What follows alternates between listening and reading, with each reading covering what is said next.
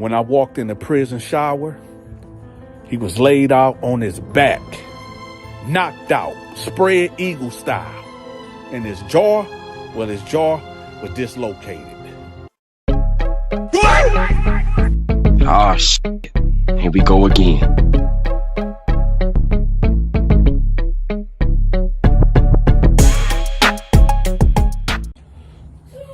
Man, listen, y'all already know what time it is. When y'all come in, y'all make sure y'all hit that motherfucking like button. Hit that like button. Listen, let me know where y'all from in the comment section. I really want to know where y'all rocking with me from. And I know a lot of y'all I notice that I say that in every video, but I really want to know, if you already put where you from in the comment section and other videos, Dante highly appreciate that. But I need for y'all to continue to let me know where y'all from. Just in case if y'all move. Just in case if you ain't doing too well and I might need to send you a care package. I just need to know where y'all from. So let me know in the comment section where y'all from. And don't forget to hit that like button. Now listen, this prison story is about how the prison bully got bullied by the bully. Now, I'm going to spare y'all the suspense. No. Y'all thought y'all was going to get off that easy. Y'all thought I was just going to give y'all a quick story. Oh, no. Not today. Not today, y'all. We got all day. We got all day. And the reason why I'm saying we got all day, because y'all haven't hit that like button yet. Some of y'all people in the comment section is hard-headed. Some of you cats in the comment section is hard-headed. Y'all hard-headed because y'all still ain't hit the damn like button. And y'all didn't let me know where y'all from. But nevertheless, we got to go on with the story, right? So you got me, Al, Tar T, Homicide, right? They got us in D dorm. Now, D dorm is basically a dorm where it's 30 and up, right? You got to be 30 years and up. Problem is, Dante at this time was 26. I believe Tar T was 24, 25. Homicide, I believe he was 25 at the time. And Al, he's a year older than me. So I believe Al was 27, maybe going on 28, right? So why do they got us in this older tank? Who knows? I don't know. But anyway, there was this dude named Big Rob, right? Big Rob was maybe about 6'6", maybe 325. He wasn't all muscle. Y'all know them big country boys that's, they look like they done worked out on a farm all day, lifting farm equipment and just eating baby chickens all day. That type. Big brawling dude, right? Well, this dude, excuse my language, was stupid. He was one of them dudes that was, when they say muscle over brain, he was one of them dumb giants, easily misled. You can put a battery in his back. Basically, this is the type of dude that if you get him commissary, get him, a pack of ramen noodles, a couple honey buns, he'll do your bidding. Hold on, y'all. What's that? Is that the moon? Man, this camera good to the mug. Look at that, y'all. Y'all see that right there? That's the moon right there in the upper left corner. Yeah, this iPhone 15 is the truth. Right, but anyway, yeah. So he was one of them dudes that you can just get some commissary to and he'll go crash out, right? And I peeped that when me and my crew got in there. So I'm looking at, okay, maybe we can use him. Maybe we can use him, and get some things taken care of. So when we got in the pod, me, Al, Tar T, and Homicide, we rolling there 4 deep, right? And they assigning our cells. So y'all already know when you get in the cell assignment, you got to just wait right there by the bubble until they give you your cell, right? My luck, just my luck, I end up in the cell with Big Rob, right? Now, at this time, y'all, Big Rob was asleep. And, of course, he's at the bottom bunk. Now, normally, you know, if I roll into another cell, I'm getting that bottom bunk. It ain't no negotiating it. It ain't no debating it. Dante's getting that bottom bunk. However, y'all, there are exceptions.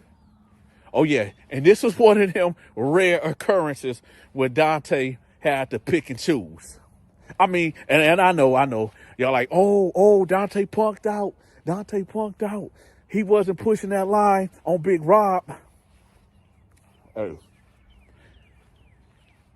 What was I supposed to do? I don't think I can. Listen, I know when I'm outgunned. I know when I'm outmatched.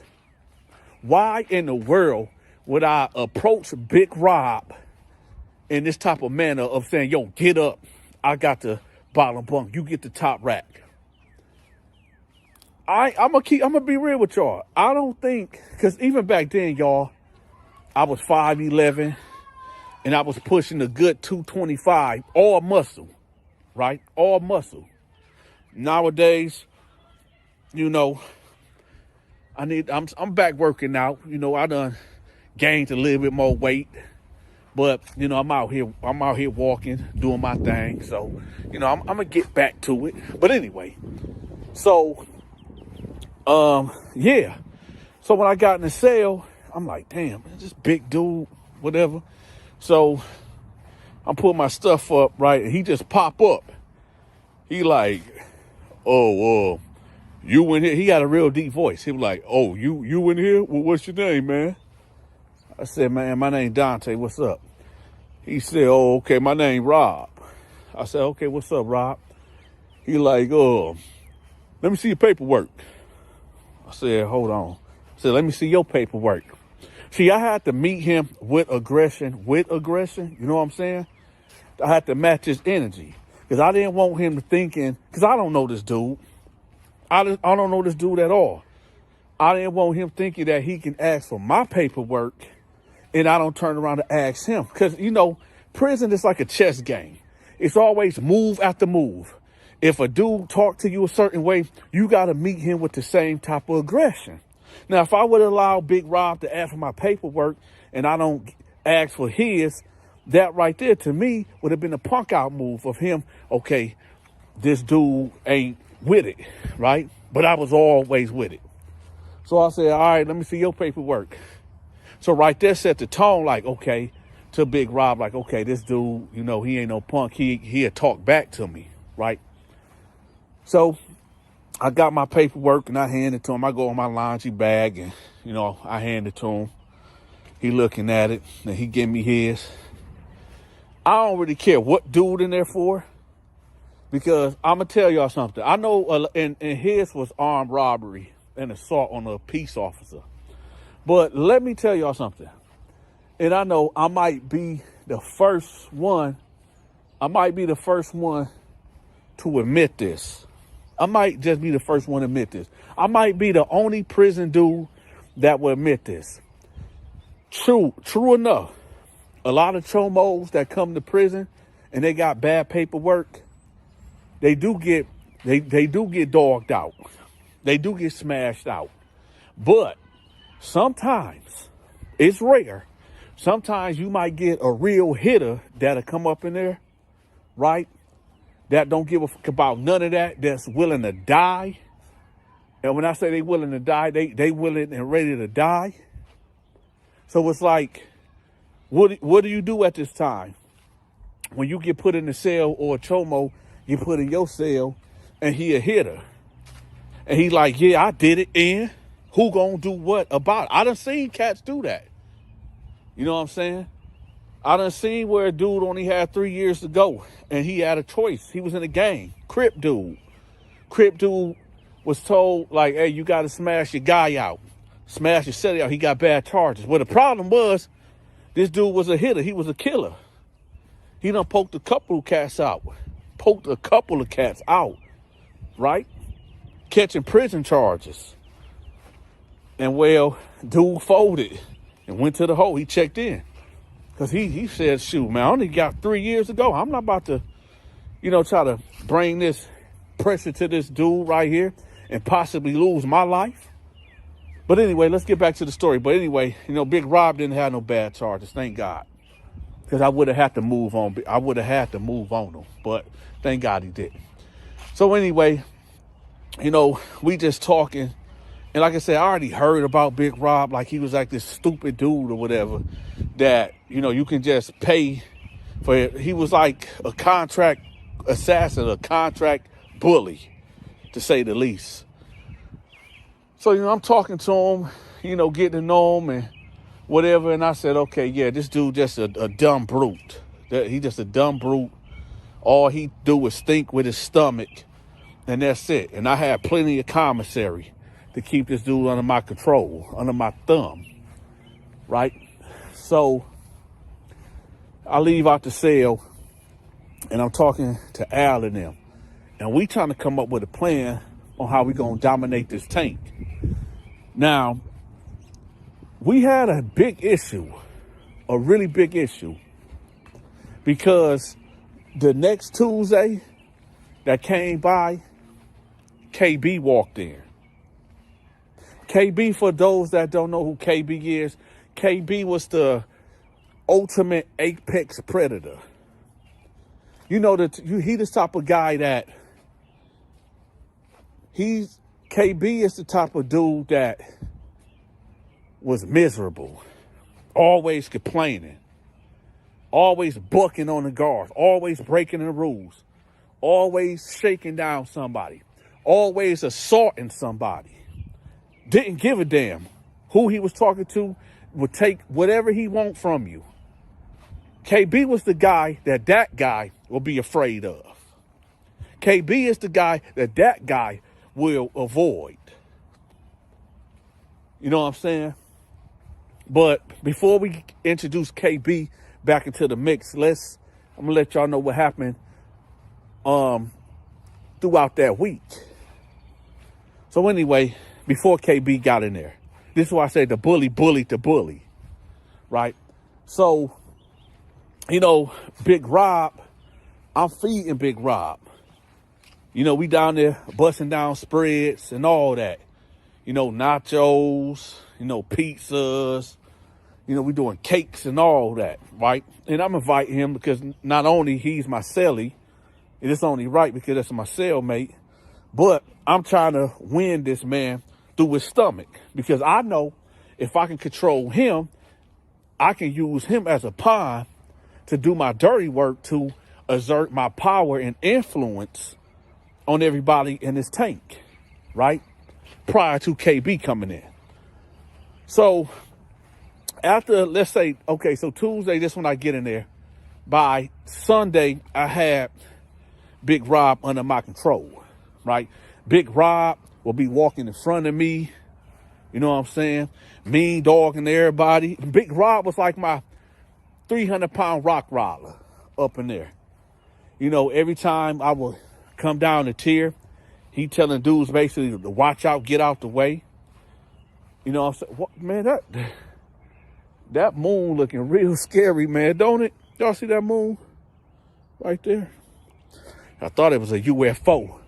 But anyway, yeah, Big Rob, when I go sit down to play some cards or dominoes or whatever I'm playing, he's standing right there with his arms folded. Mean dog, he was like my personal bodyguard, right? So when I go to the shower, usually I'll have Tarty or Al or Homicide, either one, standing outside the shower, making sure nobody run in on me. But at this time, I had him, Big Rob, standing outside the shower, making sure nobody would come in on me. Like I said, Big Rob was an intimidated, posing dude, right? So everything was everything until Tuesday rolled right back around. And who walks in? None other than KB. So I'm laying down watching Golden Girls. Now listen, my mama used to watch Golden Girls growing up, right? And that's the only thing that was really entertaining that I could really watch in prison at the time. So yeah, I was watching Golden Girls, right? So I hear the door pop, boom. So you hear this loud slam. This door was so loud when they'd bring a new inmate, and it'd be just so loud. So boom, and it always had me jumping. No matter where you at in this pod, when somebody come in there through that main door, it's like a surprise, like bam, real loud. So it always startled me a little bit, right? So anyway, I pop up and I walk out on the tier to see who's coming in, right? And all I hear, man, get the fuck out my way. Get the fuck out my way. And I said, oh shit, it's KB. So you see KB walking through, right? And he by himself. You got two guards that walk right in after him. So y'all know, in true KB fashion and form, he ain't listening to the guards. He's supposed to be right here at this bubble waiting to get his cell assignment. But you know what KB do? Nah, KB don't like to follow rules. This is why he's in prison now. KB decides to go get his own cell. KB beeline straight to a cell, right? KB didn't give a dang with somebody in that cell or not. He walks right into this cell, right? Start grabbing stuff and throwing it out of the cell. Yeah, that's right. Nah, I know. A couple of y'all cats gonna be like, oh, there's Cap. Okay, you can say Cap all day, but I guarantee you, if you was there, you wouldn't do nothing about it. See, KB reputation preceded him, because KB was with it. So it was two white guys that shared that cell, and they was average built, but they knew about KB reputation of him being violent with inmates and guards. So they ain't want none of it. They wasn't having it. They weren't about to confront KB. They just got up, had a sad look on their face, and they just picked their stuff up. And the guards didn't say a damn thing. Didn't say nothing. Didn't say nothing at all. They just let KB rock. So everybody's looking like, damn, man, KB here. So at this time, I got to call a emergency meeting. Because I'm like, listen, y'all, I dealt with this dude not too long ago. He smashed out these Crips a couple months ago. And, you know what I'm saying? I don't know if, he's feeling any way about me or whatever, because I was right there when it all went down. So I said, let's stay on point, man. And if we have to, it's going down, right? If we have to, we getting them bangers out. If he try to push up on any one of us, right, we getting them knives, and we finna get 5 to 10 more years added onto our sentence. So that was the arrangement. That was the agreement. At this time, the big bully, right, that was under my control, he wasn't hearing it. He come to me and he like, man, who was that guy? Because he never heard of KB. He don't know the legend of KB. He don't know that KB don't give a right? So I'm saying, yeah, that's KB, man. He one of them gorilla type dudes. So he like, shit, I'm a gorilla. What he got that I ain't got? I said, just chill, man. Just leave it alone. So he like, man, hey, like I said, what he got that I ain't got? And he right. Because we all made up of the same materials, right? Skin, blood, muscle. We all got a brain, eyes, ears, nose, fingers. But KB had just a little bit of extraness inside of him. Possibly he could have been a jinn You know what a jinn is? A jinn is it's an Arabic tale of a genie, you know, like Aladdin. But these jinns, according to the Quran, they was here before humans, right? And these different jinns got different abilities. Some of them can shapeshift, some of them can fly, some of them is super strong, right? So that's what a jinn is. So maybe KB was a jinn, I don't know, right? But anyway, he come telling me like, Big Rob, like, man, hey, man, I get him up out of here. I get him up out of here. Matter of fact, now when he said matter of fact, KB was leaving out of his cell. This all happened on the same day, Tuesday, right? KB is leaving out of his cell and he's heading to the shower.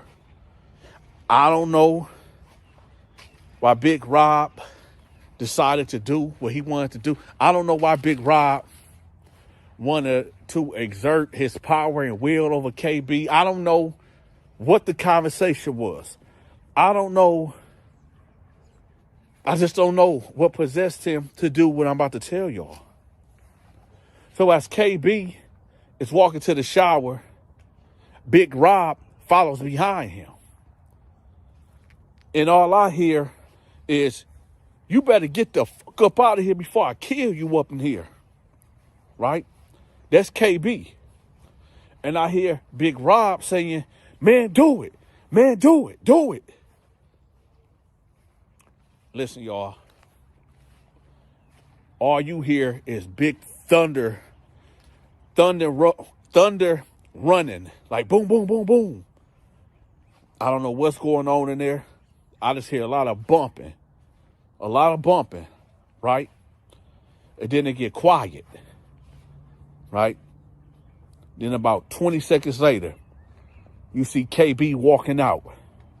Mean dog and everybody. I know some of y'all like, Dante, what is mean dogging? Okay, mean mugging. When you looking at everybody, right? He looking at everybody. Then he goes to his cell. Big Rob doesn't come out. Big Rob does not come out that cell. Come out that shower. So about 5 minutes go by, and KB gets up out of his cell, takes the remote out of this white dude's hand, basically like, give me that. And he started watching this baseball game. So me and Al go duck off to the prison shower, and you know what we see? We see Big Rob stretched all the way out, spread eagle style. Big Rob was knocked the fuck out. Big Rob was laying on his back, and his jaw was hanging. KB done socked this man so hard that it dislocated his jaw in an unnatural way. Let me tell y'all something. Prison ain't no game. Prison is not no game at all. And I know what y'all want. You said, so did KB get charged? No. Nah. He ain't get charged. He ain't get charged at all. In fact, let me finish the story. So me and Al walk out of there, and I go to the control booth like, hey man, it's a man down in the shower. It's a man down in the shower. Man down means exactly what I said. Man down. Right? Man down in the shower. So they call the code. Everybody locked down. Surprisingly, KB goes and go locked down without an incident. We all are locked down. Usually KB bucks. Do I know why he didn't buck this time on the guards? No.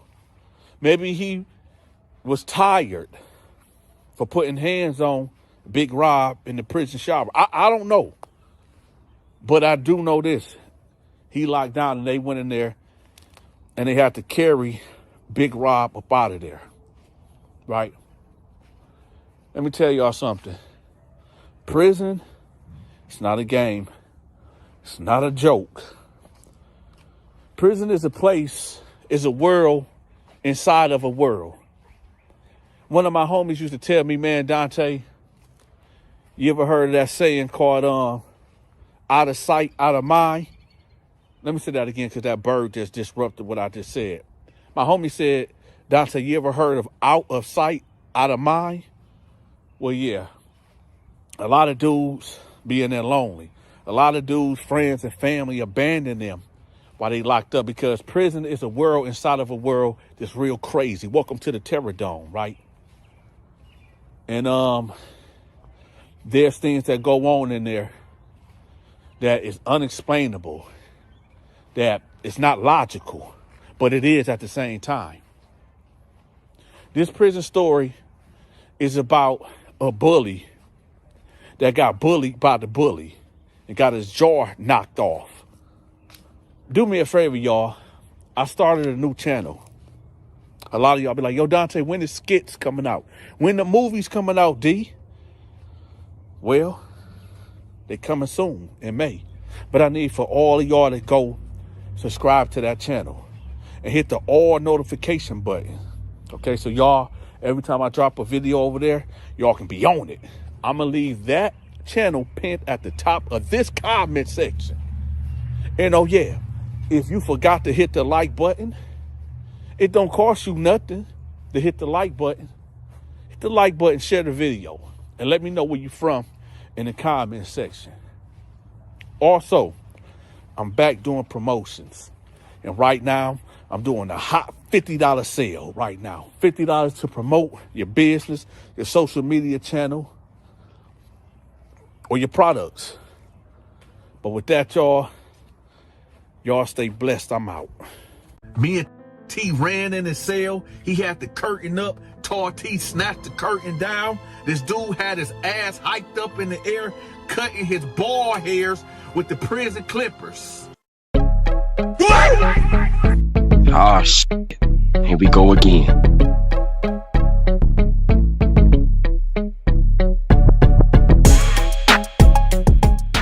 What's up, y'all? Do me a favor before we even start this prison story. I need for y'all to hit the like button and let me know where y'all from in the comment section. Put your city, your state, or your area code in the comment section so I can see where y'all rocking with me from. All right? And don't forget to hit the like button. Now, in prison, you would think that common sense, let me say that again. You would think that common sense will reign supreme in prison. But I done learned through my years of living on this earth that common sense ain't so dang common, right? Common sense is not so dang common. Now, you would think that you being the barber, right? The barber of the dorm, you know, you get these clippers, right? Titanium, right?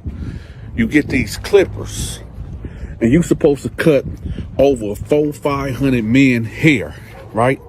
You know, get cats trim ups.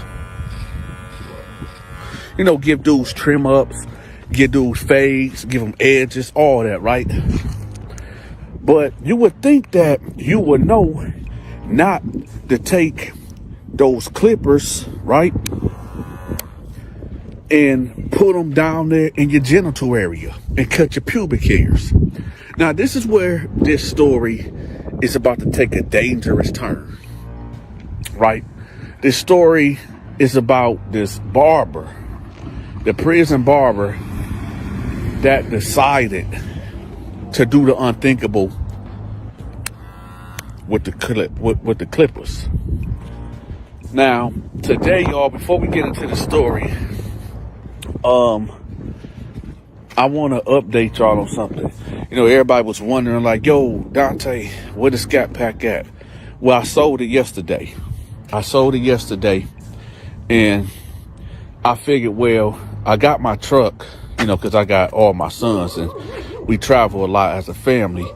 But I ended up getting my wife a Lexus, right? And she said that she don't like it. She said she don't like it, and here it go. She said she don't like the Lexus. She said she don't like nothing about it. She don't like the way it drive. She don't like the way it look. My wife like muscle cars, right? And I told her, like, listen, them cars, I mean, look, to fill the tank up is damn near $70, right? And what, you can only ride to Detroit and back, and then you got to fill the tank right back up, right? But she says she don't like the car, so now I might just get her a Malibu or something. But let me get in my truck right quick so I can finish telling y'all this prison story. Because I know I was sidetracking like a mug. Let me put this right here. All right. So here we go. Now, let's get to the prison story. And again, y'all, hit the like button. So, you got this dude that they call Kevin. He was cold with these clippers. And when I say he was cold with these clippers, Kevin was cold. You understand? So, you know, everybody would go to Kevin. If you need a lineup, he'll hook you up. Need a shape up, he got you. Kevin is what you would call a master barber. But Kevin had a dirty, dirty secret. You see, a lot of men will come to Kevin to get their hair cut, right? So this is where it goes south. So you get this white dude that go to Kevin. And we all in the barber shop just chilling or whatever. Yeah, prisons do have barber shops, some of them. So we all in the barber shop just kicking and whatever. And white boy come on there, he say, hey, can you shave my legs or whatever? So everybody like, what?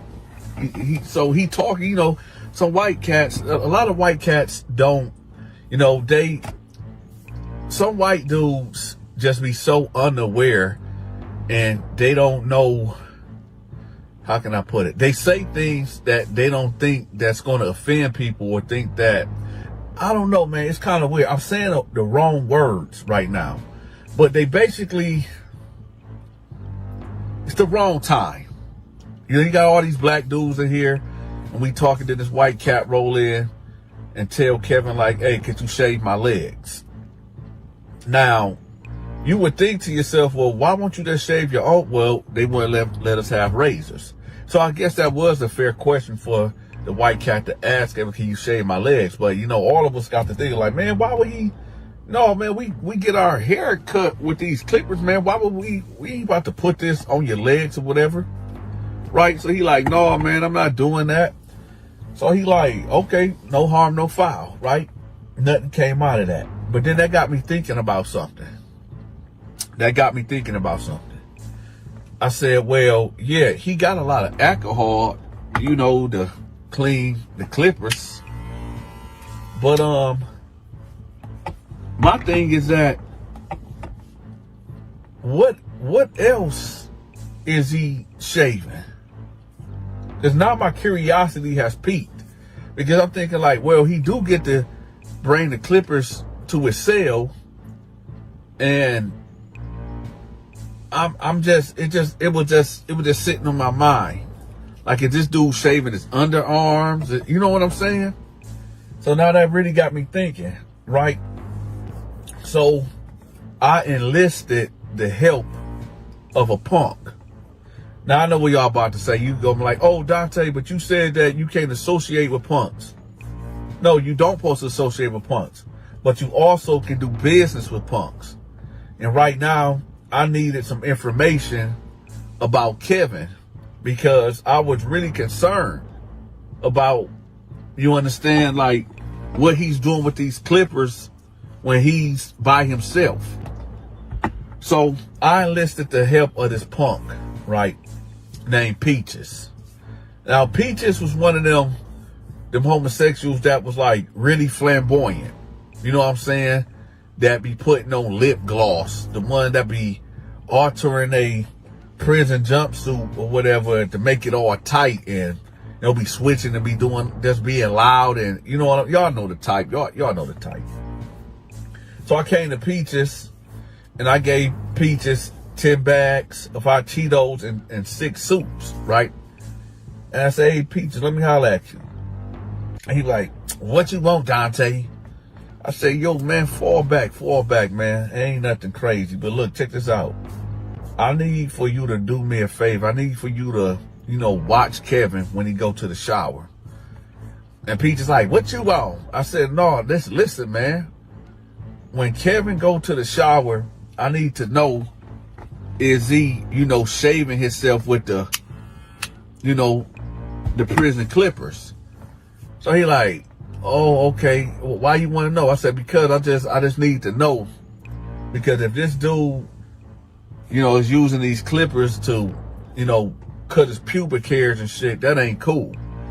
So Peaches was like, all right, cool. Okay, I see what the mission is. I said, all right, get on that. So about 4 days go by, and Peaches come to me. And Peaches like, hey, Dante, yeah, so I didn't have to see what he was doing in the shower. Yo, he's in there cutting himself right now. I said, well, he cutting himself right now?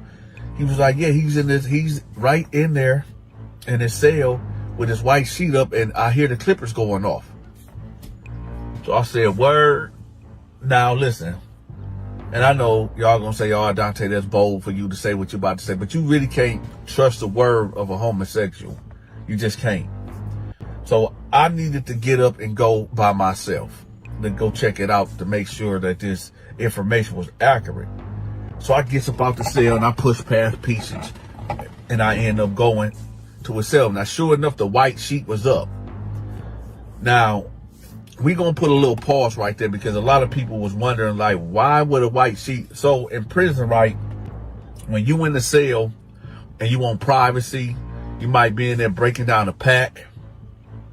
You might be on your cell phone. You can be doing ungodly things behind that white sheet. You just don't want nobody to know what you're doing behind that sheet that you put up or whatever, right? So I see the sheet up, but I don't hear this noise at all. So I stand aside and I'm like, okay, maybe Peaches just heard something else. Maybe Peaches just heard maybe a cell phone vibrating, because a vibrating cell phone does give off that type of sound, right? But I don't hear nothing. So I'm still right there eavesdropping, and next thing you know, I hear it. I hear the noise. I heard the noise. So in prison, the way I operated, you always have to have a witness with you. So that way, it won't be my word versus your word, and, people trying to figure out who's telling the truth and who's telling the fib. So I instantly hit 2 cells over and grabbed my homeboy Tarty. I said, listen, Tarty, where I have Peaches out here looking to see, have Kevin been cutting people hair with the clippers or whatever? And he's doing it now. He's cutting his pubic hairs right now in his cell. So Tarty was like, oh, hell no. I was just about to get an edge up. So I said, hold on. We finna go over here and see what's going on. So I hear it. Right? So this what happened. His cell door, now all you have to do is jam somebody's door and just pop it open. And these doors that, these cell doors, you can just jam open real quick. Right? Real quick and real fast. Right? So I told Tarty this. I said, this what we gonna do. I'm gonna pop the cell. When I pop his cell, we gonna run in the cell fast, and we gonna snatch the curtain down so we catch him in the act. Now, if he's doing something personal that, that's our bad, we just gonna have to deal with it. I'd rather be wrong than right. You know what I mean? I'd rather, like I said, I'd rather catch him doing something else than having these clippers caught around his ball sack. You know what I'm saying? Or even worse. So I get my thing right, and I'm jimmying the door and I hate it, but pop it. T, snatch the cell. We run in there, snatch the curtain down, right? Nothing will prepare me for what came about that. Nothing will prepare me for what my eyes witnessed. After I seen what I seen,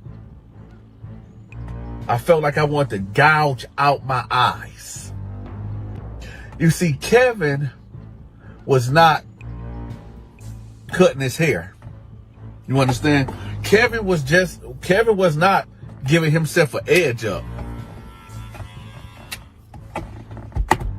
Kevin was doing something way more sinister.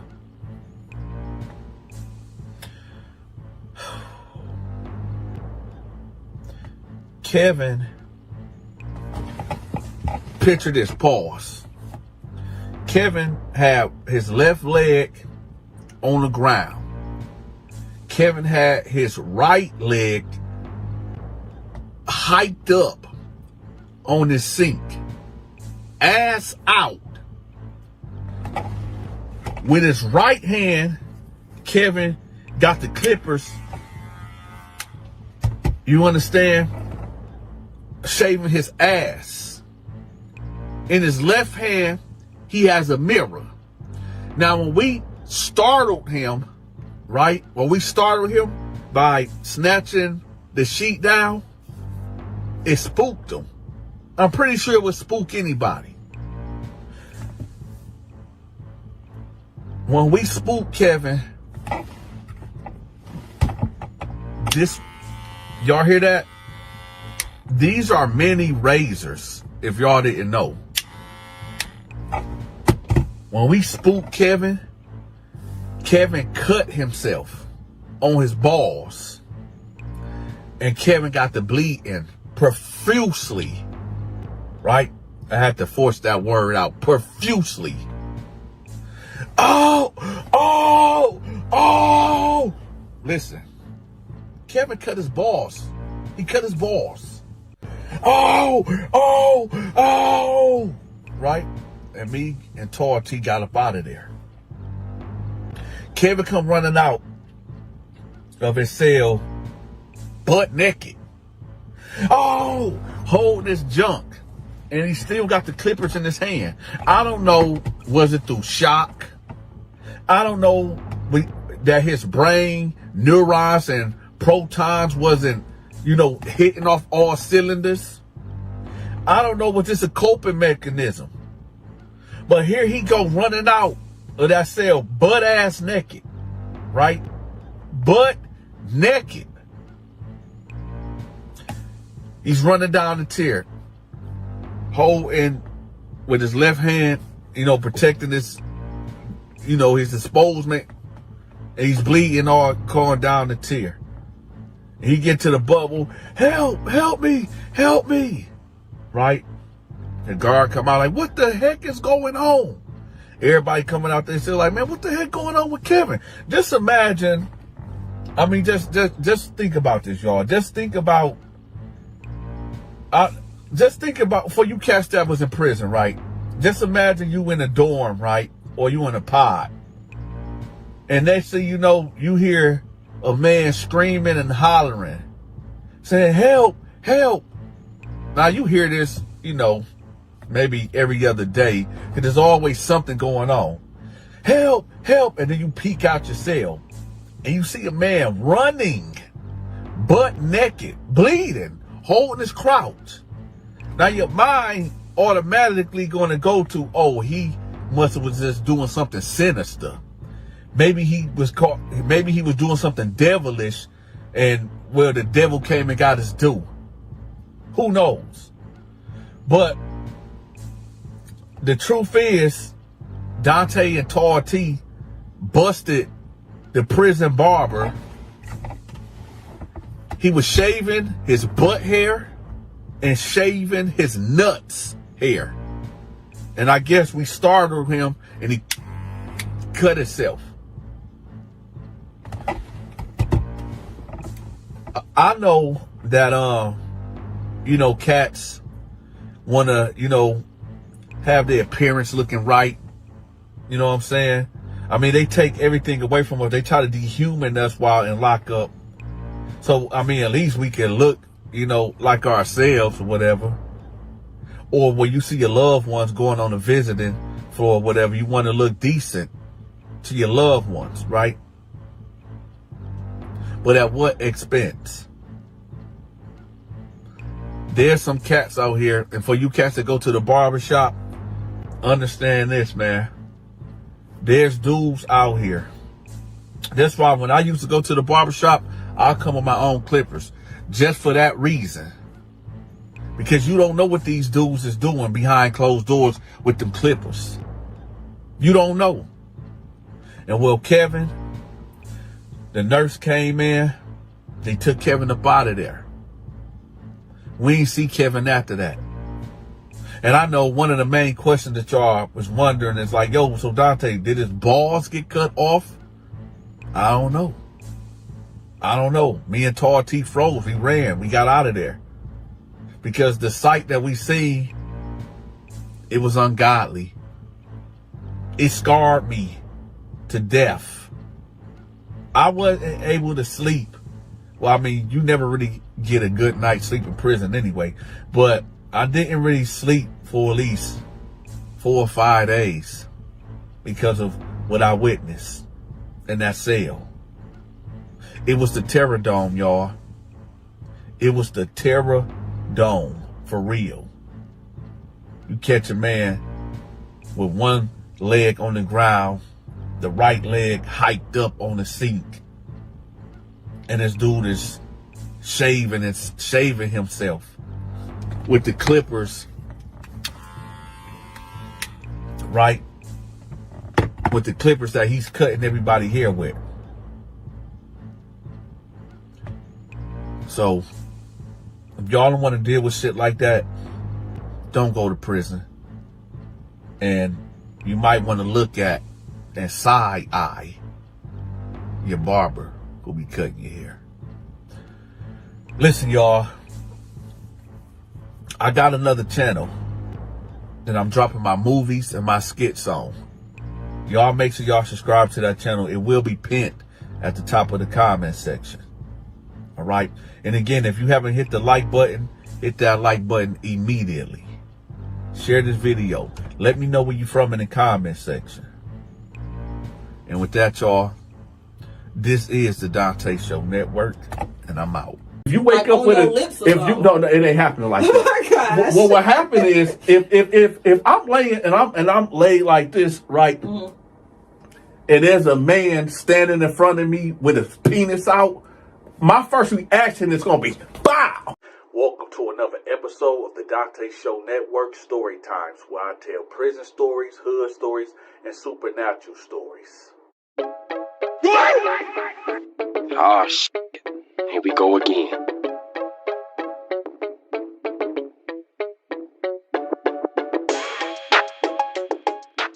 So, being that you've been to prison, I always wanted to ask, what happens to guys that come to prison or jail with bad charges for touching a child, messing with a child? Well, let me ask you this: do you think that once a judge gives somebody 5 years after they done penetrated a child, do you think that person should just get that time and just have just go through prison normal like a regular inmate? No, and I honestly don't think 5 years is enough time. Right. So there was this white dude that came through, and when he came in there, all right. So who the heck is that? Can you cut that phone off for me, please? I'm sorry, y'all, for disrupting. We got to keep these phones off. But there was a guy that came in, and me being the pod boss, we have this thing what you would call kangaroo court. You ever heard of kangaroo court? I have heard it from you. Yes. What do you know about kangaroo court? When the prisoners have y'all own justice system, I guess y'all have y'all own court. Yeah. To decide what happens to the prisoner or whatever. Yeah. So, me being the pod boss at this time, I was appointed the judge to hear out this dude's case. Now, in this paperwork, he was convicted of penetrating a 5-year-old girl. And so when the case came to me, now at this time, I was getting super religious at this time. So one would say Dante, towards the end of his bid, grew super soft, if that makes sense. Because usually I will rule with an iron fist, and justice will be, how can I put it? Justice will be administered swiftly with immediate violence if you come in there with charges like that.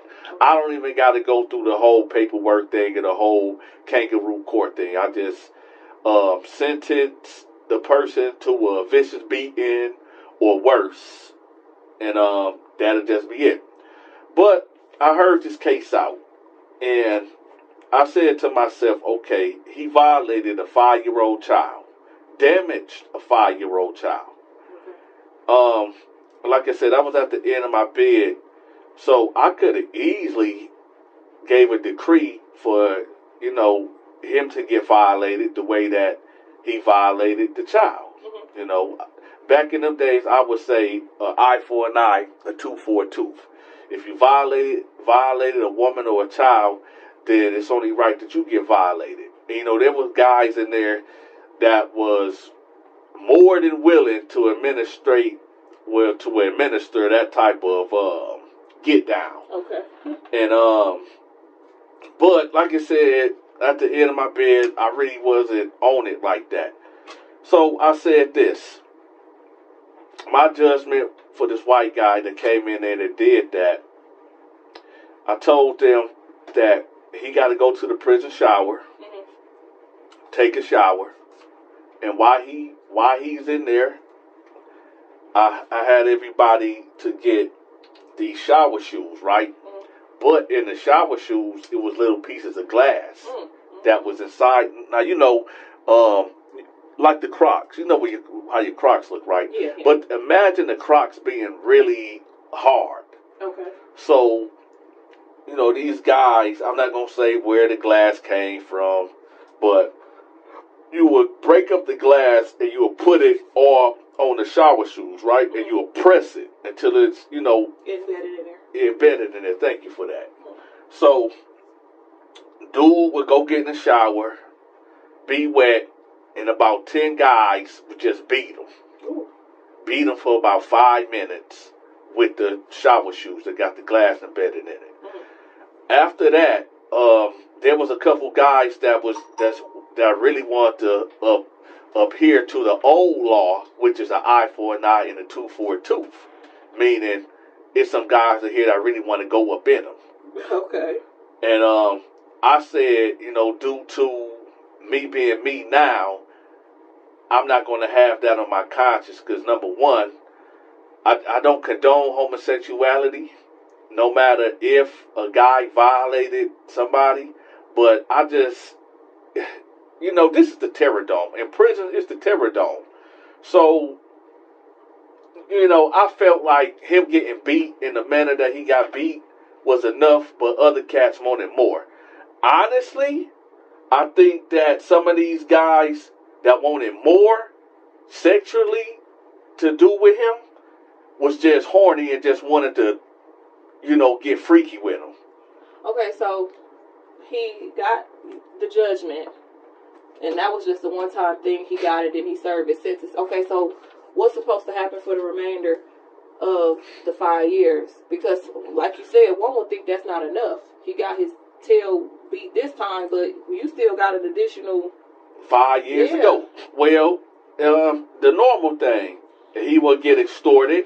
Meaning, if he got money or he got family out there that's sending him money, let's just say if he get $100 a week, so $400 a month. Me personally, I would get half of that off the rip. Me being who I was, I get half off of that off the rip. So I would make $200 off him from the get-go. And then maybe the other 200 will go to whatever ruling gang that's in that pot or done got their claws into him. he'd get beat probably on the daily. You know, he'll walk around there, and if a dude having a bad day or whatever, he probably just get punched in the mouth or just slapped up, or it's just what really in reality what would happen is he would check in. Okay. He would end up going to the hole. He would go to the guards and tell, like, I fear for my life. I mean, just look at me. And then they'll take him out of there and put him in the hole. That's normally what would happen. Okay. But then when you get these intimidation tactics, it's always a mind thing that you would tell them, like, if you tell what we did to you, we got guards on payroll, and they'll get at you in the, in solitary confinement. Meaning you want to go home, right? Right? So if you want to go home, you're going to take these beatings, you're going to pay that bread, and then for some of these, like, booty bandits that like men, it's the same play.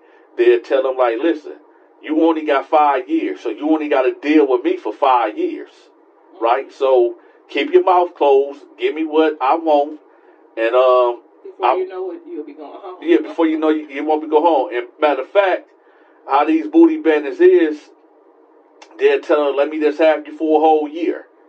Because it's plenty of these type of guys that come through here. So it's like they rotate them. So he'll be with them for a couple months, get tired of them, give them off to somebody else. And it's like a merry-go-round. So that's typically what happens to dudes that violate childs up in there. They get extorted, they get beat, they get violated. Even when they go to the hole, because you're not even safe in the hole, really. Is there other people in there? Oh yeah, definitely. Oh, I never knew that. I thought when you went to the hole, it was just you and I don't know. You see in the movies, darkness in a cell, or light. No. See, typically, like in prison, you got dormitories where you walk in there and it's like 100 men, bunk beds, right? Mm-hmm. You got that. You got pods where it's like 2-man cells. Okay. Where you and somebody else in there on a bunk bed. Okay. And y'all got your own cell. And then you got single-man cells, but that's typically high security, meaning you can't be in a cell with nobody else because you're a danger. Okay. But in the hole, you typically be in there by yourself. Okay. And but here's the thing about it. Depending on where you at and how the hole is set up, dudes can do you dirty. Somebody could get a cup, and pee in it, poop in it. Just do the unthinkable inside of that cup. And when they walking past your cell, they can throw it on you. Okay. They call it gassing. Or in Chicago, they call it hitting you with a Glock dookie. Oh my gosh. Do you want to know the ingredients of that? No, I'm good. So, and like I said, when you come in there with charges like that, it's just not the inmates you got to worry about. Oh no, it's not just the inmates you got to worry about. You got to worry about the guards too. Because think about it. You a guard, right? Okay. You got a 5-year-old daughter. And then you heard about these children. Matter of fact, you got a 5-year-old daughter, and a pervert been looking at your 5-year-old daughter. And you've been dealing with that out there in the street. Or your niece or something, right?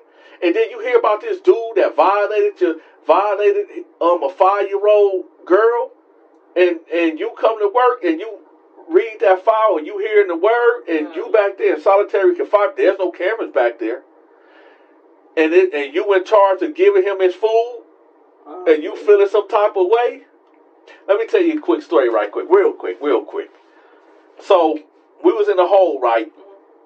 And long story short, it was a chomo that was back there. And for 3 days, I'm not going to say the deputy name. I'm not even going to say what prison it was. I'm not even going to say the dude charges. But for 3 days, they would give us a sack lunch. This is before they gave us the food loaf. You know what a food loaf is? Tell me. What do you think a food loaf is? What I heard was it was a bunch of stuff combined. to make a meat patty. So basically, a food loaf is basically, let's say they done made goulash, they done had Caesar salad, potatoes, oatmeal, boiled eggs, all of the stuff that they done made for the prior 5 days. They get all that stuff and just mix it. Oh, that's wrong. Mix it, and then they'll bake it, right? And then they'll give you like a handful of it. And that's all you get is breakfast, lunch, and dinner. Now, now you got vindictive people in there. That's vindictive. Yeah. Doing that. That's torture. Lord, yeah.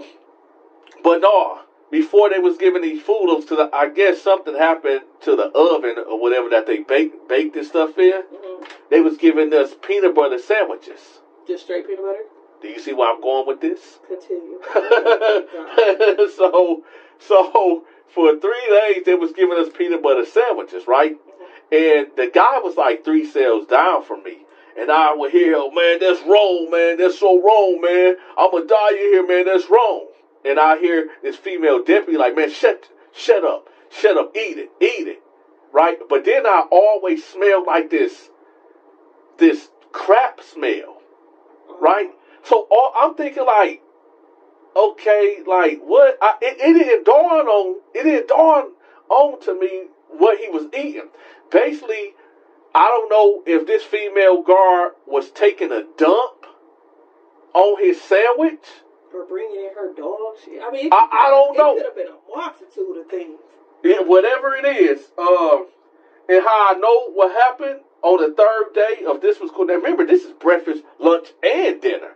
So he was eating poop sandwiches. He ate 9 poop sandwiches. I'm not on his side at all because, he did something horrible, but I wouldn't eat that damn sandwich. That's where I draw the line. I'm not eating that sandwich. You don't have to beat me, mace me, whatever you got to do, but I'm not eating this sandwich. Let me ask you this. When you hear this saying, he was sold for cheap in prison, what comes to mind? I want to say, prostituting a dude for a bag of chips, a honey bun, I don't know. Now, how do that sound to you as a female when you hear about another man pimping out another man in prison, basically telling him, hey, go down to that cell and go have sex with this guy, and he gonna give you 5 bags of noodles? See, it sounds wrong, but at the same time, I can't speak on prison politics or that system. You know what I'm saying? Like, these men in here, no telling what they did to get in there. Some of them might even be innocent. I don't know. But I can't tell them how to operate up in there. It sounds horrible. I mean, I wouldn't. It is horrible. I wouldn't want nobody to be sold, period, male or female, but I mean. So, see, and this is my thing, man. And I want to make this clear for the people that be thinking that all prison dudes condone prison rape. No. Let's put it this way. If a guy that is not a homosexual end up getting overpowered by another man that's way stronger than him or got him at knife point and he take him, we frown upon that, right? Yeah, now that's foul. Yeah. That's foul. But it's what happens next. Like, after the guy get done doing what he doing, it's supposed to be immediate death after that. You're supposed to get a hold of a knife or a glass, do something to get your get back. That's what us inmates respect. It's what you do afterwards. If you couldn't beat this man because he was physically stronger than you, that he was just on some sexual deviant type stuff, then yeah, he got to go. But then again, the problem is this. The next question is people going to say, oh, well, Dante, why didn't y'all intervene? Why y'all don't stop this? Well, I talked about this before, right? Matter of fact, you asked me. Why didn't you guys intervene or stop it? It's like this. Let's say if an inmate come in here, right? Mm-hmm. And you warned, because I did this before, and he told on me. There was this young white dude that came through, right? and this known booty bandit that liked young white boys was catering to him. Okay. And what do cater mean? He was being over friendly. He was giving him white T-shirts, giving him commissary. This picture, you got this young white boy, 20 years old, maybe weigh 130, maybe about 5'8", about your height is, right? Then you got this big, black, bald head dude like John Coffey. Okay. That come out of nowhere. Hey man, how you doing, man? Listen, my name is blah blah blah blah blah. Here go, you hungry? You don't know this man from nobody, right? Yeah. You don't know that, you never met this man, and he giving you bags of hot Cheetos. He's giving you honey buns. He giving you Mountain Dews. He tell you, hey man, you look strong, man. You look strong. Let flex your muscle, flex your muscle. Like he flirting with yeah, him. yeah. Then he touch Working you. on this stuff. Nah, You know, touching on you. friendly, Yeah, yeah. right. And then, and this is one of the signs I tell people, man. It's okay to have a workout partner, but if you got a guy like these dudes, if you give them an inch, they gonna take a mile. Now, when you land on your back, right, and you doing the weight bar like this, you know what I'm talking about. Yeah. Where do you think that man's supposed to be standing? That's supposed to be spotting you? Like, I know he's supposed to be like behind him, not on his head, but enough to secure So I done seen this happen where the guy will be literally, his damn nuts. Oh my God. Will be literally right there on dude's forehead, and it's like yo dog, bag up, because he know what he's doing. If his nuts on his forehead, No, it's not literally. It's not literally on his nuts, I know, I'm just saying. but it's right there. Like dude, bag up. Yeah. But some of these dudes be like, they let it ride. You know what I'm saying? They don't want to speak up, or I might offend him or something like that. You got to speak. What did Cat Williams say about Diddy? You got to tell him no. You got to tell these dudes, yo, hey, I don't feel comfortable you standing over me like that, because you like bag up or move to the side a little bit. You know what I'm saying? So they do stuff like that. All the touchy feeling, the working out thing, always when y'all playing basketball. Now I get you supposed to guard the person, but you ain't gotta be all up on them. You know what I'm saying? Like, you know what I'm saying? Like you just pressing your whole body on top of this man. What if the person is just, not taking away from the flirting and stuff, but what if another person is just overly aggressive, like all up on you in your face and stuff? Is that a pass? No, it ain't no passes. See, let me tell you something. You don't get no passes. There's no passes. There's no I see people out here in the world that be all on people all. Well, you heard about a lot of these athletes like that though. Think about it. Dwight Howard, he said, what I do with my beefcake is my business. He never denied it. 2 transsexuals came out and said that he held them hostage. He never denied it. He just said that's my business, and they exaggerating. If somebody came out and asked me, Dante, is it true that 2 transsexuals is accusing you, Dante, of holding them hostage, and you laying heavy pipe onto one of them? I'm not going to sit up there and say my beefcake is my business. Yeah, right. I'm going to say, man, I ain't gay. But hey, these dudes, it is what it is. But like I said, you cannot give nobody passes, because like I said, in prison, these dudes that be doing stuff like that, they done had so many years to practice. They got this down to a science. They like, okay, when I work out with them, I'm just gonna be extra close. Okay, so if he say bag up, like chill, okay, I'm gonna bag up. My bad, bro. Okay. Right? But then when y'all go to the lunchroom, he always got a seat for you, either across from him or right next to him. And then it get to a point where when he trying to isolate you, like an abusive man, he trying to isolate you. You over there talking to some dudes or whatever, and he just some way somehow be ducked off in a corner in eyesight of you like this, like yo come here or something, or he just comes like right watching his woman. Yeah, like you watching this woman, and, or he just come right there in the middle of the whole conversation and like, yo, bro, let me talk to you right quick. Okay, so let me ask then, what if you've been in jail for a multitude or prison, whatnot, for a multitude of years, and one of your family members or your best friend or something come in? Is it okay to like hug them and be extra? I mean, you ain't seen them in years. You ain't touched a family member in years. Listen, you can't hug them and cry. I done heard stories. I know. Yeah, like, oh my God, my brother, I ain't seen him in 20 years. Listen, I got you. I got you. Okay? You ain't never hear about the homies raping the homies? yeah. So in Cali, right, there was this dude that they call Big Cadillac, right? Okay. And he was a Crip dude from whatever neighborhood, I forget.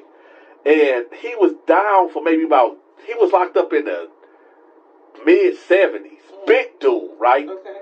And basically when the younger homies would come in there, they'd get put in a cell with him and he'd rape them. So they'd come in and like, yo, what's up, OG? What's up, OG? You're like, yeah, what's up? Yeah, man, I'm from such and such hood. Oh, I am too. Oh, you know this person. Yeah, I grew. Yeah, this, yeah, blah blah blah. Yeah, we know each other, right? And then while you sleep, the dude creep up on you. And let me tell y'all something too. When you in prison, never sleep on your stomach. Don't be laying in the bed with your ass up in the air. When you sleep in prison, lay against the wall. Have your back against the wall, okay? Because you would think this is common sense. But okay, it sounds like you really ain't got a safe way to sleep. Because if your behind is to the wall, your mouth is on the outside. What if you wake up with a D in your face? If you wake up with no, it ain't happening like that. Oh my gosh. What will happen is if I'm laying and I'm laid like this, right, and there's a man standing in front of me with his penis out, my first reaction is gonna be bow. Okay. I'm gonna punch you right in his penis, and then I'm getting out that bed and I'm going all the way out. That's number one. Okay. Because listen, I don't care what nobody say, man. It's a lot of freaky dudes in prison. It's a lot of freaked out dudes in prison, man. And y'all gotta understand, especially these young dudes. These dudes that's 16, that's catching bodies when they 16 years old, right? Let me tell you something. Well, you wasn't like that. When I was 16, you go through puberty and you really start liking girls, right? So a lot of dudes is horny when they're young like that, right? But imagine never sleeping with a girl, actually, and you catch a body when you're 16. Yeah. You see what I'm saying? That sex drive don't go nowhere. Yeah. You know what I'm saying? In fact, it'll get worse. So imagine you 16, 17. That's why these dudes, you know about a situation where a juvenile went to juvenile lockup and ended up catching a rape charge on his cellmate. You know what I'm saying? Yeah. So these dudes' sex drive don't go nowhere. So imagine if, and we're supposed to be talking about the homies raping homies, but because see, that's even different. That's homies. I'm talking about you and family members. Family members. Oh, okay. Favorite Here you go. Here brother, y'all close. I'm about to tell you something. I don't know. Maybe I want to say this was last year. Do you remember when I came home when I was downtown when I was like, dang, man, I feel bad. I feel hurt. Because one of my homeboys that I grew up with, that he was locked up since he was 15, I'm 36.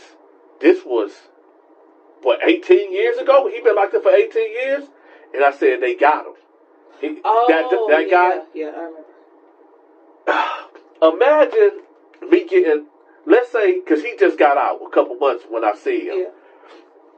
But imagine if I came in there like 3 months before he got out and I seen him.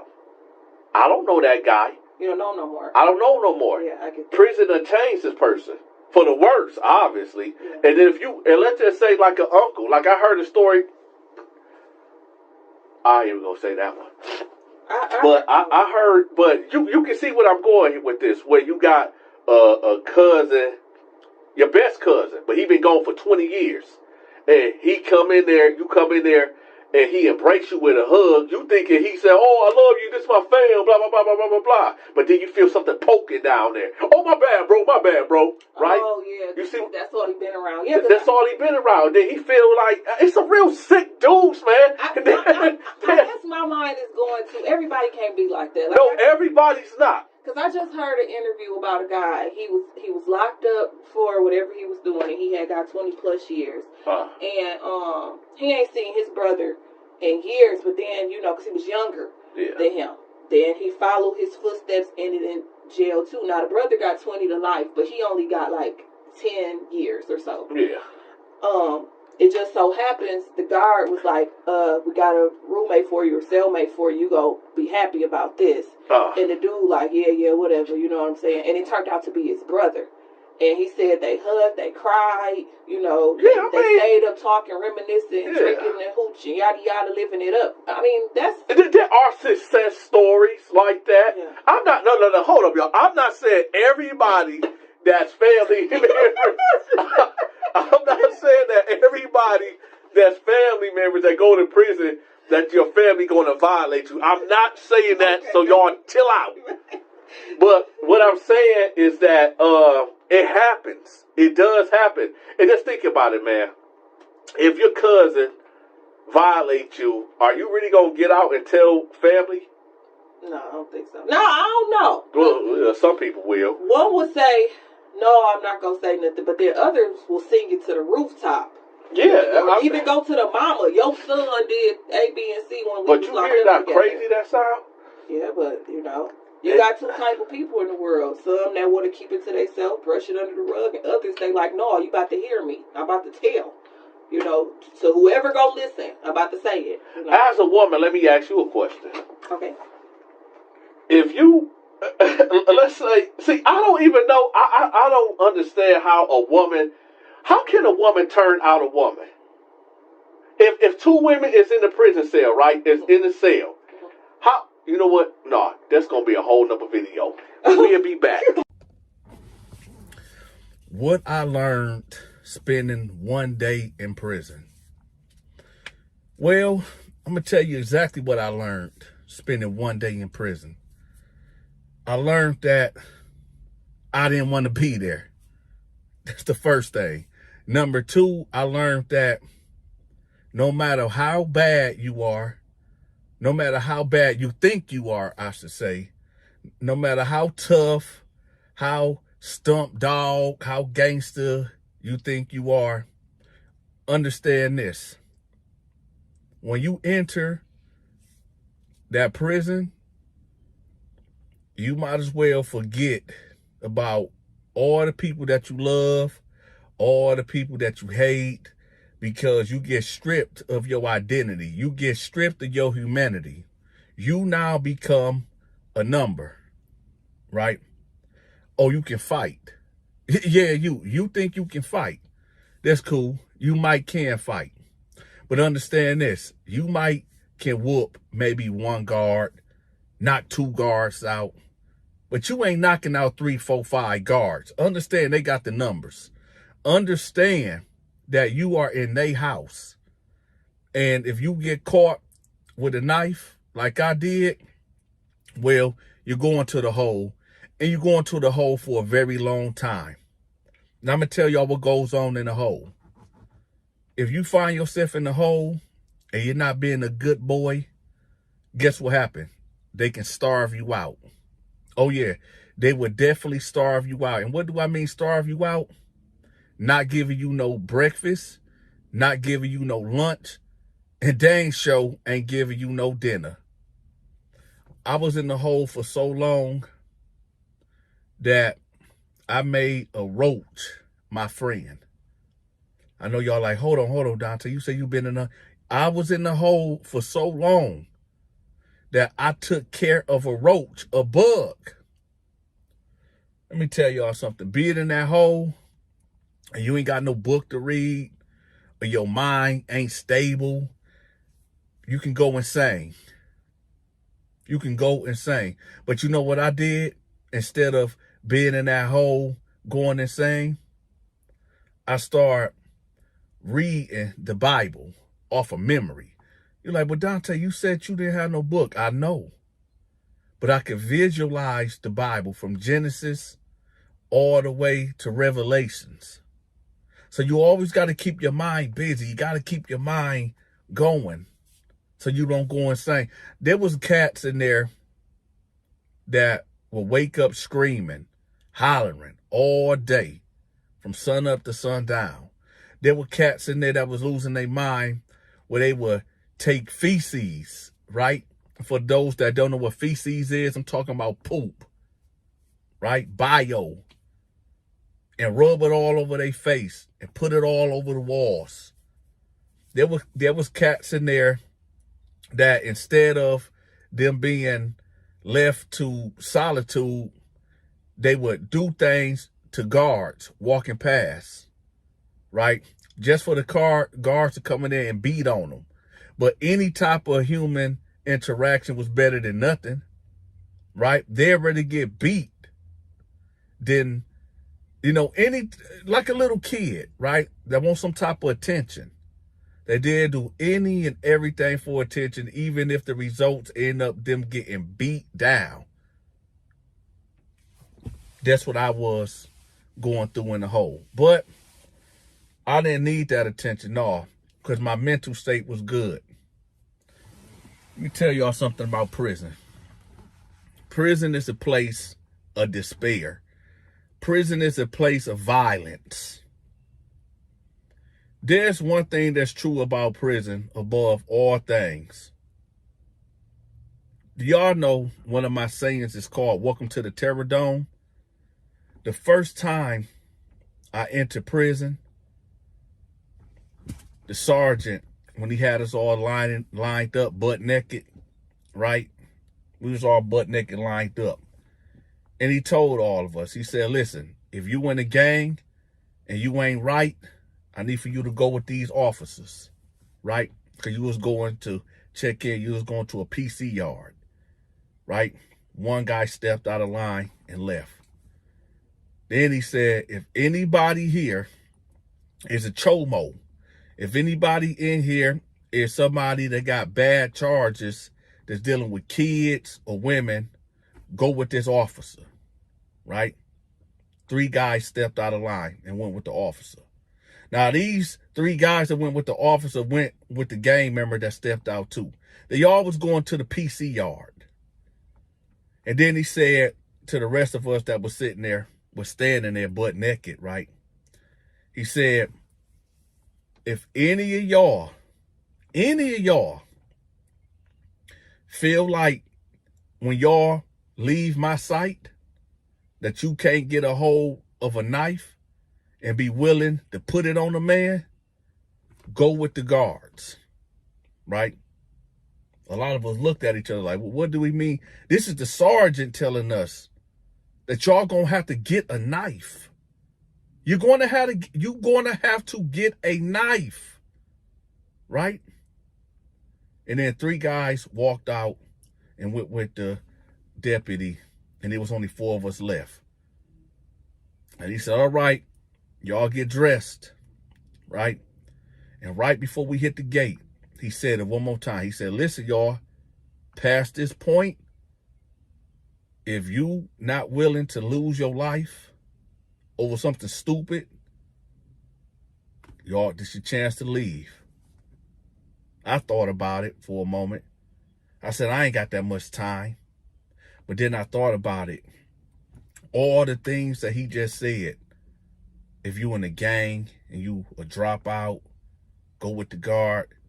If you a chomo or a woman violator, go with him. I said, I'm not about to be around them cats. I might end up doing something to one of these cats. I said, no, I'd rather take my chances over here. Yeah, because it can't be that bad. I mean, prison is bad, but all the bad characters that went that way, right? So I said, you know what? It ain't no different from the streets. Can't be no different. I mean, the only difference is you ain't got a gun, but I know how to work these. So I said I'll just take my chances. When I hit that dorm, y'all, I knew it was the Terror Dome. Because when I hit the dorm, there was a bunk, a bed, right, being set on fire and thrown over the tier. And the guard didn't even bat an eye. Didn't even bat an eye. So much chaos going on. So much chaos. But you know what? I felt at home. No cap. I felt at home. See, when you come from Detroit, Michigan, Flint, Michigan, and you see things like this going on with dudes getting stabbed, dudes in the corner getting stumped out, you see beds on fire, this ain't nothing but a repeat. This ain't nothing but a rerun for me. You know, I can sleep through the chaos, right? Imagine laying in your bed, right? Imagine laying in your bed and you hear like a whistling noise going past your head. Not realize these is AK-47 hollow points going through your wall. So me up in this place with these cats and all this stuff going on, I felt right at home. Now, I ain't going to sit up here and tell y'all I wasn't nervous, but I damn sure wasn't scared. Anyway, so that was my first day in prison. It was crazy. It was vicious. One of the most traumatizing things that I have ever seen, well, you can add it to a whole list. But the first thing that I seen, and that's why I got PTSD, that's why I'm always looking, keep my head on the swivel. There was a guy that was on the phone right in front of me, right in front of me. He could have been talking to his mama, his girlfriend, his kids, his grandmother. Who knows who he was talking to? But he was talking to somebody. And I noticed there was this big black dude with dreads. Dude had to be maybe about 6'3", 6'4", maybe 250, 260. Right now, I'm about 225 right now. You know what I'm saying? So I see him on the second tier, right? You can't help but to see this dude. And I see him pacing back and forth, and he looking this way. Now, at this time, y'all, I don't got no blade. I ain't got no knife. The only thing I got is these, right? And I know how to use these really well. But I see him, so I'm on point. But the guy in front of me, he's not on point. So I see the guy with dreads make his way down the stairs, and he pacing back and forth. And the guy that's in front of me using the phone, he is oblivious of what's going on. You see, he on that phone and he in deep thought. He arguing with whoever he arguing with, not paying attention to his surroundings. Next thing you know, the dude with dreads, he get closer and closer, like a lion stalking his prey. Now, when he get like maybe 3 feet away from me and homeboy, it happened so fast. It happened so quick that if you weren't paying attention, you wouldn't even know what happened. But the reason why I knew what happened, because I was watching and I couldn't believe what I seen. Next thing you know, the dude in the dreads got close up on homeboy so fast, so quick. He pulled out a knife about this long. I'm not talking about with the handle. I'm talking about a knife. The blade was this long. 12, 13-inch rugged knife. And he hit him with the Rambo. Like, boom. Opened him up. When I say he opened him up, dude head went back. Dude neck went back and his head was hanging and his body just dropped. And I'm right there on the phone. Yeah. I'm right there on the phone. And I'm talking to my daughter, right? Some of y'all like, Donta, you got a daughter? No, this is my stepdaughter. I'm talking to my stepdaughter, telling her to do good in school. Talking to her what's going on day to day in her life. And right here before my eyes, I just see a man get his head knocked off, literally. And I said, I'm going to call you back. And I hung up the phone. Dude body just dropped. You want to know the crazy thing about this? Nobody at all said, help, help. This guy just got poked up. This guy just got his head taken off. Nobody. Nah. Everybody just kept going about their day, about their business. And I'm sitting there on the phone like, what the just happened? So I hang up the phone and I just casually walk off and beeline straight to my cell. So I'm like, did that just happen? And then I hear, lockdown, lockdown, lockdown. It don't take a genius. It don't take a fortune teller. It don't take a soothsayer to know what happened, why this alarm is going off. Somebody must have alerted the deputies. Oh, y'all was thinking like, wait, where was the deputies at? Where was the COs? Where was the correction officers? Let me tell y'all something. Yeah, the job description say you're supposed to serve and protect. Think these officers give a dang about you? You are a criminal. You are an inmate. And according to the 13th or 14th Amendment of the Constitution, when you become property of the state, when you become an inmate, you are a slave. Oh, you don't believe me? Go look it up. Yeah. So they not here to protect you. You're here to protect yourself. I guess I should have thought about it, when the sergeant at the beginning, on my first day of prison, when he said, if you feel like you can't get a hold of a knife and apply that pressure on another man, then go with my deputy, because you go into the PC yard. Maybe I should have thought about that. Or, well, homeboy that was on the phone, I'm pretty sure he got that same conversation. But I don't know why dude with the dreads that came over there with that big Rambo knife, I don't know why he went over there and did homie dirty. I don't know. It wasn't my business.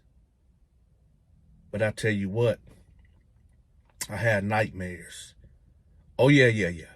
I had nightmares.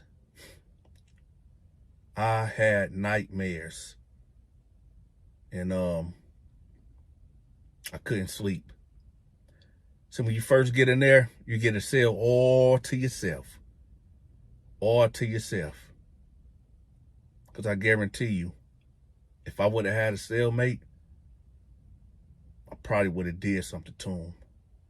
Just out of fear, just worried if this guy gonna try to do something to me. So maybe I gotta get him before he get me. And that's that prison raw mentality. I look at these young kids these days and, these kids out here. Somebody asked me, they say, yo, Dante, why do you tell these prison stories, man? Y'all really want to know the real? Y'all want to know why? I told y'all this story before. Not too long ago. And I was in Genesee County, right? Waiting to get extradited to Columbus, Ohio. This young kid, young black dude, 18, 19 years old, maybe even 17. I forget. I was 25 at this time.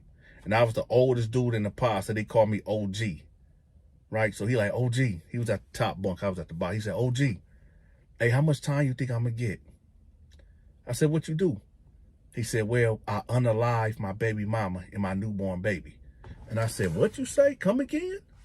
He said, yeah, I unalived my baby mama and my newborn baby. How much time I'm going to get, OG? I said, you not going home, homeboy. He said, what you mean? I said, no. You not going home. You unalive your baby mama and your newborn baby. Why did you do that? He said, because she was cheating on me and she left the house to go cheat and the baby wouldn't stop crying. And, well, I did what I did. I said, check this out, homeboy. Don't tell nobody else what you told me. Don't do it. I often used to think about this guy and what happened to him down the road. This was what? I'm 36 now, about to be 37 here. 10. This was 12 years ago, y'all. I often wonder what happened to this guy. Well, and so this is the reason why I tell these prison stories. So that maybe there's one kid, one teenager, or maybe an adult that might be thinking about committing a crime. And well, this is what you got to look forward to. This is the Donta Show Network. I drop a new video every day at 10 a.m. Y'all stay tuned. I'm out. Now, at this time, I done hopped off the bed, right? And I done bucked up on him, right? I said, do what? Do what exactly? He was like, hey, man, better get out my face. Better get out my face. I said, get out your face or what? And he done went in his waistband and pulled out a sword of justice. So I said, man, hold on, watch out, man. And I just came from the hole, and I'll be damned if I go back to the hole. That he trying to have an excuse to do something to me. Ah, shit. Here we go again.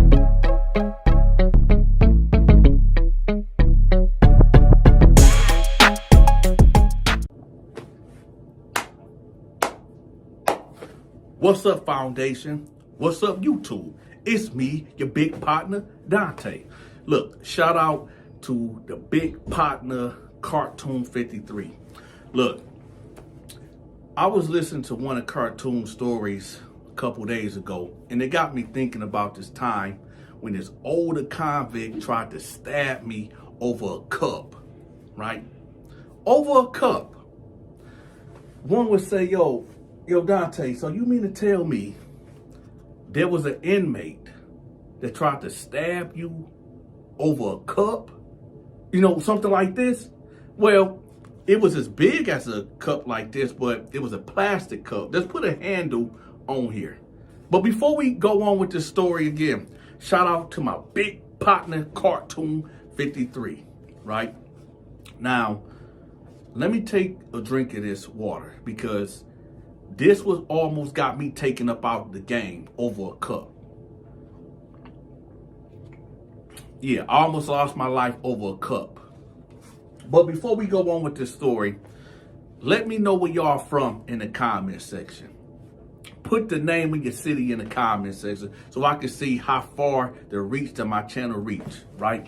And shout out to the most electric fire commentators and Sports Illustrated in the world.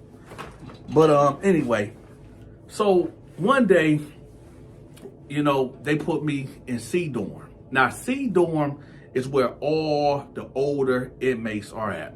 Why they put me in here, I have no idea.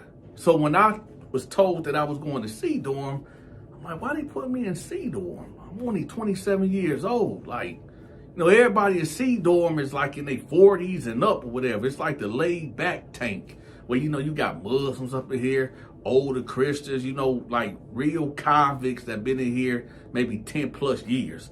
I don't know why they put me here, but hey, it is what it is. So they ended up putting me in this cell with this older gentleman. I want to call him something else, and it started with the N word. It started with the N, and it ends with an R. But I gotta respect YouTube policies and all that, so I'm not gonna call him what I really want to call him. So anyway, they put me in there with him, right? And he instantly get on it, right? Now, for those that don't know, when you about to get in the cell, the guy gotta, you know, walk back when they get cuffed up and walk to the back of the cell. So that whole program happened, right? So I get in there, they uncuffed him, bam, boom, right? They walk off. Older dude, right? He like, hey, you know you got the top rack, right? I said, yeah. Now, the way he said it, it was like he was trying to check me. In my head, I already knew off the bat, like, this ain't gonna work. This ain't, let me get a little closer, just in case if y'all don't want to. I said to myself, yo, this ain't gonna work. Because off the jump, he disrespected me, talked to me like I'm some type of child or something, right? And I said, yeah, I know I got the top rack. He was like, well, also, you know, these is the rules of this house, right? He called it his house. He said, look, I've been here for 15 years, man, and you know, it's a certain way that I do things in here, and you young guys, y'all, you know, I don't even know why they put you in here, but I mean, you in here now, so it don't. You know, he was one of them type of dudes that always complain. He reminded me like of an older woman, you know, an older black woman that just always just keep complaining about every and anything, right? So he like, well, this is how this is. Look, I know you young, and I know you full of testosterone or whatever, but I hope you ain't no punk and you don't be messing with guys. I said, nah, I ain't none of that. He's like, okay, good, because ain't none of that type of activity gonna be going on in here. Because if it is, I said, hey, hold up, man. I just told you I'm not even like that. He's like, I know, I'm just saying, man. I'm just saying, because I don't want to have to do something to you if I find out. I said, hey, hold on, man. I just told you. He said, hey, hold on, man. Hey, calm down, youngin', calm down. I said, all right, man, I heard what you said. He was like, listen, when you brush your teeth in here, you listening? So at this time, I put my stuff at the top rack, right? He said, also, when you get on your bed, can you do it from that side? Because I don't want you, like, stepping on my covers or anything. And, I'm like, all right, man. So I'm like, what's up? So he like, well, I'm just saying, when you brush your teeth, now at this time, y'all, I'm jumping on my bed and I'm laying down. He said, hey, are you listening to me? I said, man, what is it? He like, hey, you need to really watch your tone, man. I said, watch my tone. He said, yeah. I said, hey, listen, I'm not your child, man. You don't talk to me like that. He like, I'm just talking to you. Ain't you a man? I said, yeah, I'm a man, but you ain't finna talk to me like I'm some type of child, like I don't know how to program. He like, well, I'm just letting you know so we don't have no problems. I said, do we got a problem? He was like, you tell me. And he was like, I said, man, whatever. So he was like, well, like I said, if you gonna brush your teeth in here, make sure you use your cup and spit in there and, make sure it get in the toilet. Don't spit in the sink. Because, sometimes I brush my teeth and I might want to drink out of there and I don't want none of your backsplash to get on the faucet. I said, all right, man, is there anything else? He said, no, that's it, but it's some other stuff I want to talk to you about also. I said, what's up? He was like, well, don't touch none of my stuff. So I'm like, hey, listen, I've been here for 2 years now. I don't need for you. I'm not one of these dudes that you got to tell what they can and what they can't do. He like, I'm just saying, man, don't touch none of my stuff and I won't touch none of your stuff. I said, okay, man. I said, man, what's up with you, man? Is you all right? He like, no, I'm just letting you know, man, because you young guys just think y'all know everything. I said, listen, I don't want to be in here with you neither. If I can leave out of here, I will. But I just came from the hole and this is what they put me at. Well, what you go to the hole? I said, it ain't none of your business why I went to the hole. He was like, well, I'm just saying, I mean, what you in here for? I said, hey, man, you want to fight or something? He was like, no, I ain't going to fight you. I'm going to stab the shit out of you. I said, what? He said, yeah, I'll stab the shit out of you. I said, all right, I bet. He was like, no, because this is my house. I said, look, dude, I understand. Listen, hey, listen, you got it. You got it, dog. You got it. So he got back in his bunk, right? And he laying there, and he just mumbling. He just saying stuff like, yeah, these young punks think they know everything. He thinks she's sweet and all this and that. I'm like, hey, I can hear you, right? He was like, hey, I wasn't talking to you. If I was talking to you, I would address it. I said, all right, man. Now, some of y'all wondering, like, Dante, why you just didn't walk out the cell? Why you just didn't go to the day room? Why you just didn't, go take a fresh, just go walk it off? We was in a regional lockdown. For the people that don't know what a regional lockdown is, when they lock the whole prisons down in that state, right? They go into cell to cell, block to block, every prison, and they turning it out. They looking for knives. They looking for drugs. They looking for contraband. They looking for anything that you don't supposed to have as an inmate. They coming for the liquor. They coming for them freak books, everything, right? So there's no movement at all. And it was only by the grace of God that I was able to get out the hole before the lockdown happened 2 hours before I got out the hole, right? So in these regional lockdowns, they could last for a week, 2 weeks, a month, 2-3 months. No movement, no commissary, no nothing. So yeah, Dante had nothing at all, right? I was gonna have to thug it out, right? So he like, hey, you drink coffee? I was like, no, I don't drink coffee. He was like, you sure? I said, yeah. He was like, well, listen, I may have came off at you wrong or whatever, but, you know, I just had to make sure that we had to understand. I said, man, I get it. You ain't got to apologize. He said, no, because, you know, we in here together, and that was my bad. I was just going through something. I've been writing my daughter, and she ain't been writing me back, and I should have not taken that out on you. And as a man, I apologize. Y'all hold on 1 second. And while y'all holding on, hit the like button.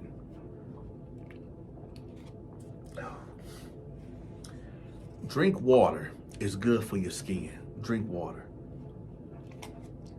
So he like, yeah, man, I just been going through something, man. I said, it's cool. He's like, you sure you don't want no coffee? I said, man, you know what? Why not? Why not? He said, all right, you got a cup? I said, yeah. So I hopped off my bed, went into my locker, got the cup, right?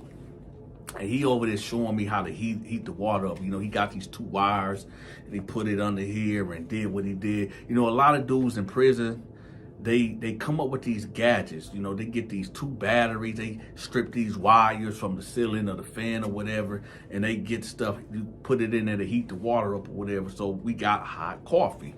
Now, we could have skipped all that and used the microwave, but we on lockdown. That means you're not coming out that cell. So you left to your own devices, right? So one of the things also, hold on. Water, you can't beat it. But so we talking, we chatting, whatever, and I told him what I was in here for. He told me he'd been locked down for 15 years now, and he got a life sentence. But there's a chance that he can get parole, right? Because a new law changed or whatever. Because he got sentenced life without parole as a juvenile, and the laws just changed that anybody that came in as a juvenile that got life, they can get a review or whatever, and they can get released. And a lot of that stuff been happening lately. So he said that he possibly can get out, right? Now his daughter is like 30 something years old. He had her when I believe when he was 17 or something like that, whatever. He been locked down for a long time. I'm talking about long time. So him and his daughter, they've been communicating, whatever, and whatever they got into it about, whatever. So after that, right, we just sitting there, it's about 11 o'clock, right? Now he sleep, and I'm still woke, because I'm thinking like, I don't trust this dude. I don't trust him. Because there was one thing, I listened real good. He told me that he had his daughter when he was 17. And he told me that his daughter was like 34 years old. So I said, but then he said he was here for 15 years. And I got to doing the math. And I said, okay, 15 years, 20, something ain't right. Something don't add up with his daughter age. So I said, he lied to me. He lied about his daughter age. So what else did he lie to me about? See, in prison, you gotta listen. Right? So I'm thinking like, why would he lie to me about his daughter age?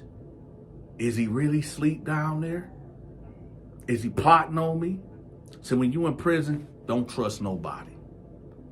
It can be something real small, because we just got into it earlier. Just me coming in the cell, he had an issue. And according to him, he got a life sentence, but he got a chance to get out. But I don't know if this man telling the truth. I don't know if he just running game on me. I don't know if this man waiting for me when he told me this story to have me drop my guard to put something in my neck. You know what I'm saying? So I'm like, nah, I got to keep an eye on. I'm not going to sleep tonight. So he down there asleep, right? Knocked out cold. So now I'm thinking about doing something to him. Hey, it's prison, man. This is the Terror Dome, man. I was a different person back then. You know, I'm going to get you before you get me, right? But thank God I didn't do nothing to him just yet, because I probably wouldn't be here telling y'all this story. But anyway, so I end up dozing off and I end up falling asleep, right? The night went by fine until I hear some noises. And I instantly open my eye and I look over, and he moving around frantically. He like, yeah, see, that's why they won't. That's why they want a motherfucker in my cell. That's why they want a motherfucker in my cell. I'm like, you all right? He said, no, I'm not all right.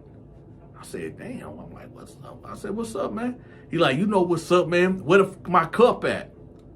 I said, what? He said, where the my cup at? See, this is why I didn't want nobody in my cell. Because when I be in here by myself, I ain't got to worry about nobody stealing. I said, hold on. You think I ain't need to take your cup? He like, man, well, where the fuck is that then? It's only me and you in the cell. Where the fuck my cup at? I said, man, what are you talking about? He like, hey, look, I'm not playing. If you got my cup, just say that, man. And see, that's why I didn't want no young motherfucker in my cell, man. Y'all play too much, man. Y'all ain't got no respect. I said, hey, listen, I don't know what you want now. At this time, y'all, I done hopped up and I'm sitting with my legs dangling off the bed, right? I said, listen, man, I don't know what you want, but I ain't take your cup, man. He was like, hey, look, on the real, just give my cup, man, before I have to do something to you. I said, do what? Now, at this time, I done hopped off the bed, right? And I done bucked up on him, right? I said, do what? Do what exactly? He was like, hey, man, better get out my face. Better get out my face. I said, get out your face or what? And he done went in his waistband and pulled out a sword of justice. He said, yeah, I'm like that. I'm like that. So you got dudes like, hey, what's going on down there? Hey, what's going on? He like, hey, man, this young motherfucker took my cup. He took my cup. And like, hey, man, get that dude back his cup, man. Young blood, man, hey, get that dude back his cup. I'm like, I ain't take his cup, man. I'm like, man, this dude in here tripping. He like, man, hey, how much? I ain't gonna say it again, man. Give me my fucking cup, man. I said, listen, I didn't take your cup. But he said, who the fuck took it then? Who took my cup if it's just me and you went here? I said, did you look around the bed? He's like, man, I've been looking for the damn cup, man. I can't find it, so you took it. I said, listen, you really need to calm down. He's like, no, F that. I said, look, I'm gonna help you find your cup, but you better put that knife away. He said, or what? I said, put that knife away. He like, man, hey, I'm not putting it away because you ain't about to do nothing to me. I said, man, put the knife away, man. He was like, man, I'm telling you, man, I'm not putting it away till I find my cup. So I said, man, hold on, watch out, man. So I'm looking over here and I'm looking, and he got a lot of stuff under the bed, right? So I see it glimmering right here. I said, man, your cup right there, man. He was like, where? I said, it's right under there. He said, oh, you think I'm stupid? You think I'm finna just go under there so you can start to stump me? I said, man, it's right. I said, I get up on a bunk, man, right? So he like, man, hey, you better not touch me. You better not touch me. I said, oh, what? He said, oh, we gonna see. So he looking under there. So he got the knife right here, and I'm over here by the toilet, right? He got the knife. He grabbed the cup. He said, you put it there. I said, what? He said, you must have put it there. I said, hey, listen, man. So I'm doing all this. He like, what you doing all that head moving? I said, listen, check this out. You got to get up out the cell. He like, what? I said, you got to get the out this cell. Now, I know a lot of y'all wondering, like, Dante, what you mean he got to go? I know he been in this cell for all these years, but it's only two options at this point. And you ain't getting no cell change. Ain't nobody getting no cell change in a statewide lockdown. It ain't happening. The only place you going is to the hole, right? And I just came from the hole, and I'll be damned if I go back to the hole. I said, listen, you got to get up out of here. You done pulled a knife on me. You done threatened my life over a damn cup. You think I'm taking your stuff, and you done dropped your cup under there. Like, what you want? Because at this point now, I'm thinking he just messing with me. That he trying to have an excuse to do something to me or whatever. So I'm like, hey, you got to get out the cell. So now he's standing there like, you gonna have to make me get out. I said, hey man, what is you really on, man? He like, no, you tried to steal my. I said, you know what? All right, boom, boom, boom, boom, right? I fired him up. Boom, boom, boom, right? I hit him with them sky thieves stone like boom, boom, boom, boom, right? So his head hit the back of the cell, bow, bow, right? Hit the bars, he slid down. And I hurry up and grabbed his wrist right here, and I'm banging it, boom, boom, boom, till the knife came out, right? They're like, hey man, what you doing? What you doing to the old man down there? Hey, young blood, what you doing down there? I said, man, you trying to stab me, right? Oh, he like, let me go. So I grabbed him. I said, man, if you ever try to stab me, man, I'll kill you up in the cell. He like, man, let me go, let me go. So I'm grabbing him, shaking him. They're like, hey, man, let him go, let him go. I said, no, man, he tried to kill me with this knife, man. So then I hear the depths coming, right? So I just let him go. And I hear him grab the knife and I put it in the toilet and flushed it, right? So I jumped on my bed, right? So the guards get to the door. They like, what's going on? What's going on? He's on the floor. He's like, no, I was just working out, whatever. They was like, you sure? You sure? He's like, yeah, man, well, I'm good. I'm working. So they looking at me. They like, well, what's going on? I said, nothing. He just down there working out. So they're like, is you all okay? They said, man, pop this cell door. So they come in there. They like, you sure you all right? I said, yeah, I'm good. They looking at him. He like, yeah, I'm just working out. What's the problem? They like, nah, something ain't right. So they pull both of us out, right? And they talk to us separately. Like, anything going on in here? I'm like, no, ain't nothing going on. He tell them, man, I fear for my life, man. Y'all put this young guy in the cell with me, and I don't trust him. They asked him. Now, I don't hear these things, but this what I'm assuming what happened, because they end up having me rolled out, and they put me in a hole, right? So I'm assuming he telling them that he feared for his life, but nothing happened, but he want me out the cell. So long story short, they end up telling me to pack it up, right? And I'm like, for what? What's going on? They like, man, we ain't trying to hear it. It's time to go. Pack it up. And off to the hole I went. But I didn't stay in the hole for the whole lockdown. They only had me in there for 3 days when they put me in B dorm. When I got to B dorm, this is when I met the infamous KB. And I'm going to tell y'all about that story when we get back. With that, y'all, hit the like button. If you're not subscribed to the channel, subscribe to the channel. If you are subscribed to the channel and you watching this video and you didn't get the notification, unsubscribe, subscribe back, hit the notification bell. And with that, y'all, I'm out. Shout out to Cartoon53. I'm gone. If you enjoyed this story time, make sure you leave a comment, hit the like button, and share the video. Until next time, take care.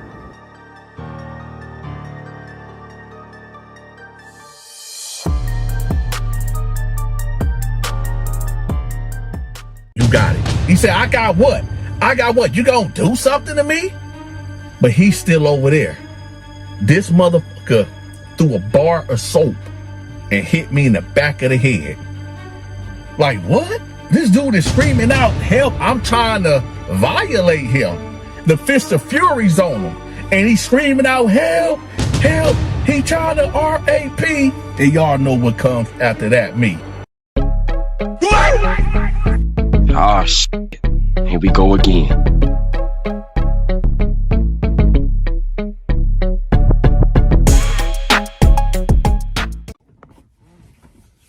You know, the prison shower is probably one of the most dangerous places in the whole prison.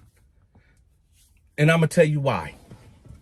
Because this is a place where you are most vulnerable. Yeah, that's right. This is the place where you are the most vulnerable at. I mean, you in there with soap in your eyes. You got soap all over your body. And this is the time where somebody that wants to do something to you, that they'll get that chance to do to you distracted. But let me give y'all, before we get to this prison story, about how I had to put hands and feet on the guy in the prison shower because he was looking a little bit too much. Let me give y'all some prison shower etiquette before we even start this video.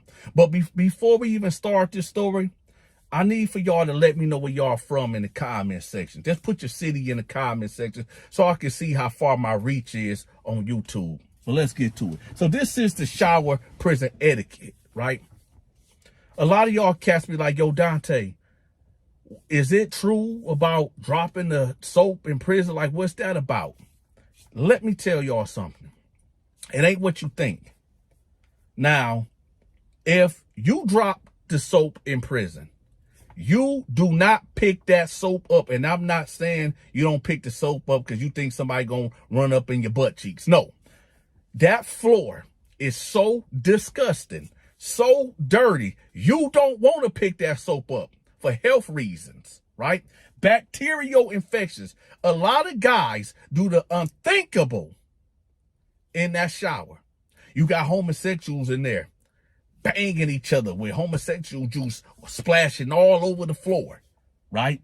You got dudes in there spitting, snotting, all that all over the floor. So you do not want to, you just don't, right?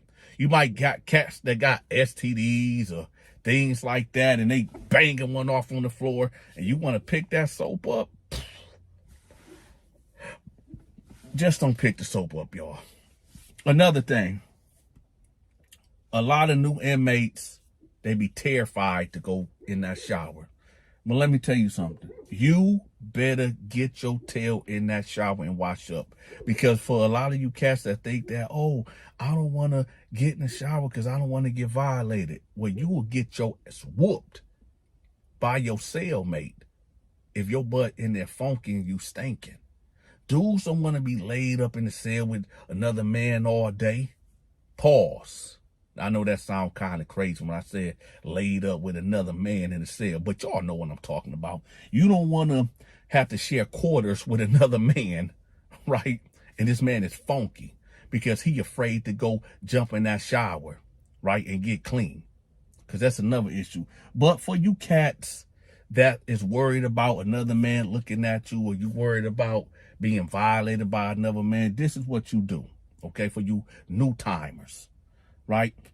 You go in there with your boxers on and you just shower just like that.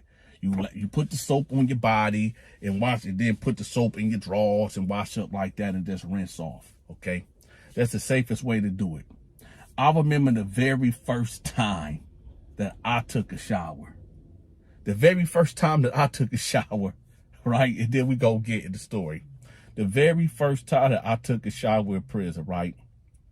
I was scared to death. I'm not going to lie. I was scared to death. My anxiety was out of the roof. Yeah. I was terrified because all I was thinking is, what if 3 or 4 men run in here and try to hold me down and do the unthinkable to me? Oh, yeah. If they tried to do that, I was going to fight like a motherfucker, right? But if they would have got me, I would have got them back. Because one thing that is true for sure about prison, when guys in there get violated like that, it's what you do next that count. It's what you do next that count.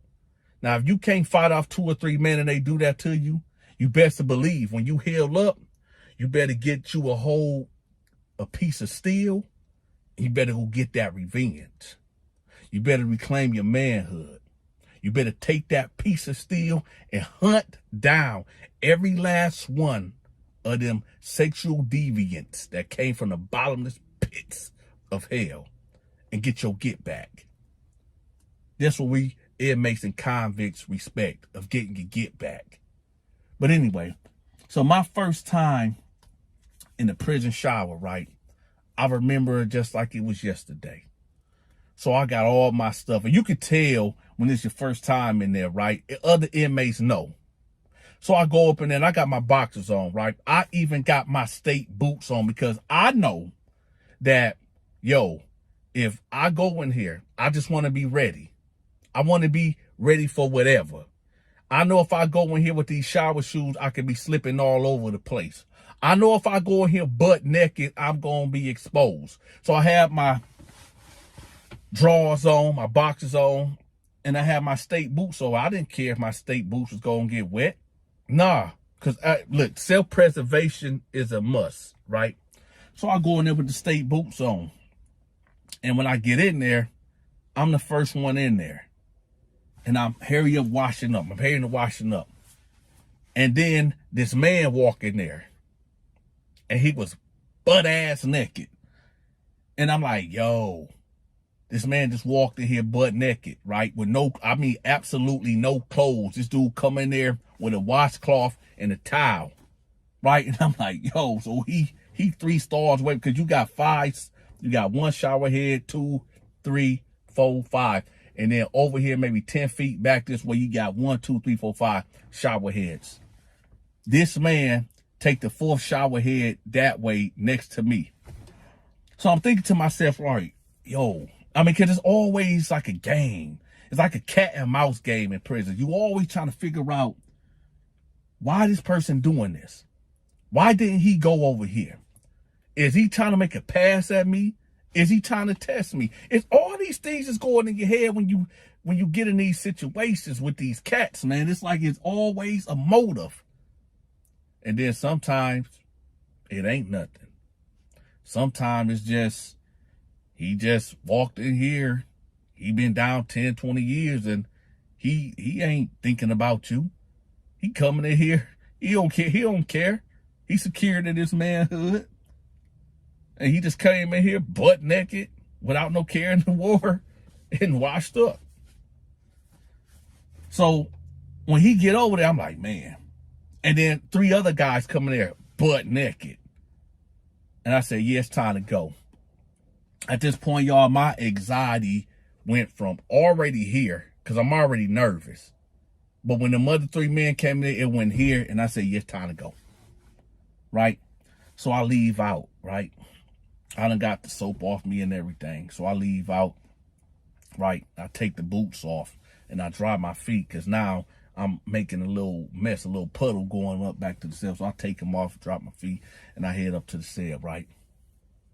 So this older dude, right, named Mark, he knocks on my cell door. He said, hey, youngster, you know, you don't need to wear your state boots. Ain't nobody gonna mess with you. We ain't got people in here that's like that. And I'm like, what you talking about? He said, you know, I get it. First day, you know, first time getting in the shower and blah, blah, blah. But we ain't got to do that, man. We all men in here, man. It ain't like that. I said, okay, man. But he said, but check this out, though. You shouldn't walk around here like that, though. And I'm like, what you mean? He said, well, you came out the shower with your shirt off, you know, when your towel or whatever. See, there's one thing about prison. There's always somebody watching. There's always somebody that got their eyes on you. You know, one of the funny things that I used to think about, like, whenever somebody gets stabbed or beat down or just the craziest thing happen, nobody never see nothing. The guards don't see nothing. The inmates don't see nothing. The cameras didn't pick it up. But there's always somebody watching, believe me. Always somebody watching. So I said, what you mean by that? He said, man, there is guys in here that be trying to get a peek. You know, when you came through here, you know, with your towel or whatever, you know, you supposed to at least put your t-shirt on or whatever, you know, put something on, whatever, because, you know, guys in here could just be imagining what's under your towel or whatever. And, you know, you don't want to, you know, let these cats get an imagination. I was like, oh, okay. Because I didn't know. I thought, you know, you could just, you know, go in there, wash up, and you know how you towel on, and then just go back to the cell to get dressed. No, you gotta be dressed, like at least have a shirt on and your boxers or something, you know, because these cats got imagination. But, you know, he told me ain't nobody really in here that's like that. But then again, you don't know what a man really thinking. I don't know if he is a guy that get down like that and just trying to, you know what I mean? So I said, all right, good looking. So I got in my head now, okay, when I go back to this, I'm not going with my guard down. That ain't happening, right? But I got in my head, okay, maybe I don't need to go in there with my state boots, right? Because now I got to dry these things out. And maybe I ain't gonna be so tense going in there. But I am going in there with my drawers on. Like that, I'm keeping my drawers on. And it ain't no negotiating that. I'm not about to be in here butt naked, all exposed with all these other men in here. It ain't about me not being secured in my sexuality or nothing like that. I'm just not comfortable. These cats might be comfortable going up in here with their thing out and other men around here, and no, I'm not comfortable. I'm the first one to admit it.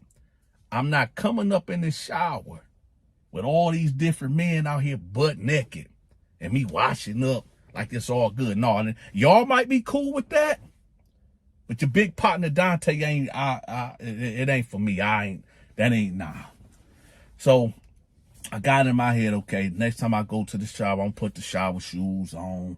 I'm gonna have my t-shirt, have my towel. You gotta run these things in your head, man. You always, and you prison dudes out there, y'all know what I mean too. Y'all know exactly what I mean. It's like every day, it's a constant mental battle. You always gotta run things in your head. You always gotta just, every move that you make, it's a play by like a Madden playbook. Like every time you do a play, you just got to go to the next play, right? Prison is like that, man. One wrong move, one wrong mistake, right, could cost you your life. It could definitely cost you your life. So anyway, I'm like, all right, bet this is what I'm gonna do. I'm gonna go there, have my towel, have my soap. I might even brush my teeth in there, right? All right, that's what I'm gonna do. So I go in there, right? Got my shower shoes on. I got my towel up there, the dry out towel up there. Got my soap when I'm washing up, right? Older, skinny black dude come in there, right? Dude, 22, 23 years old, whatever. He come there. And this dude get right next to me. And this dude is butt-ass naked. So there's nobody in here.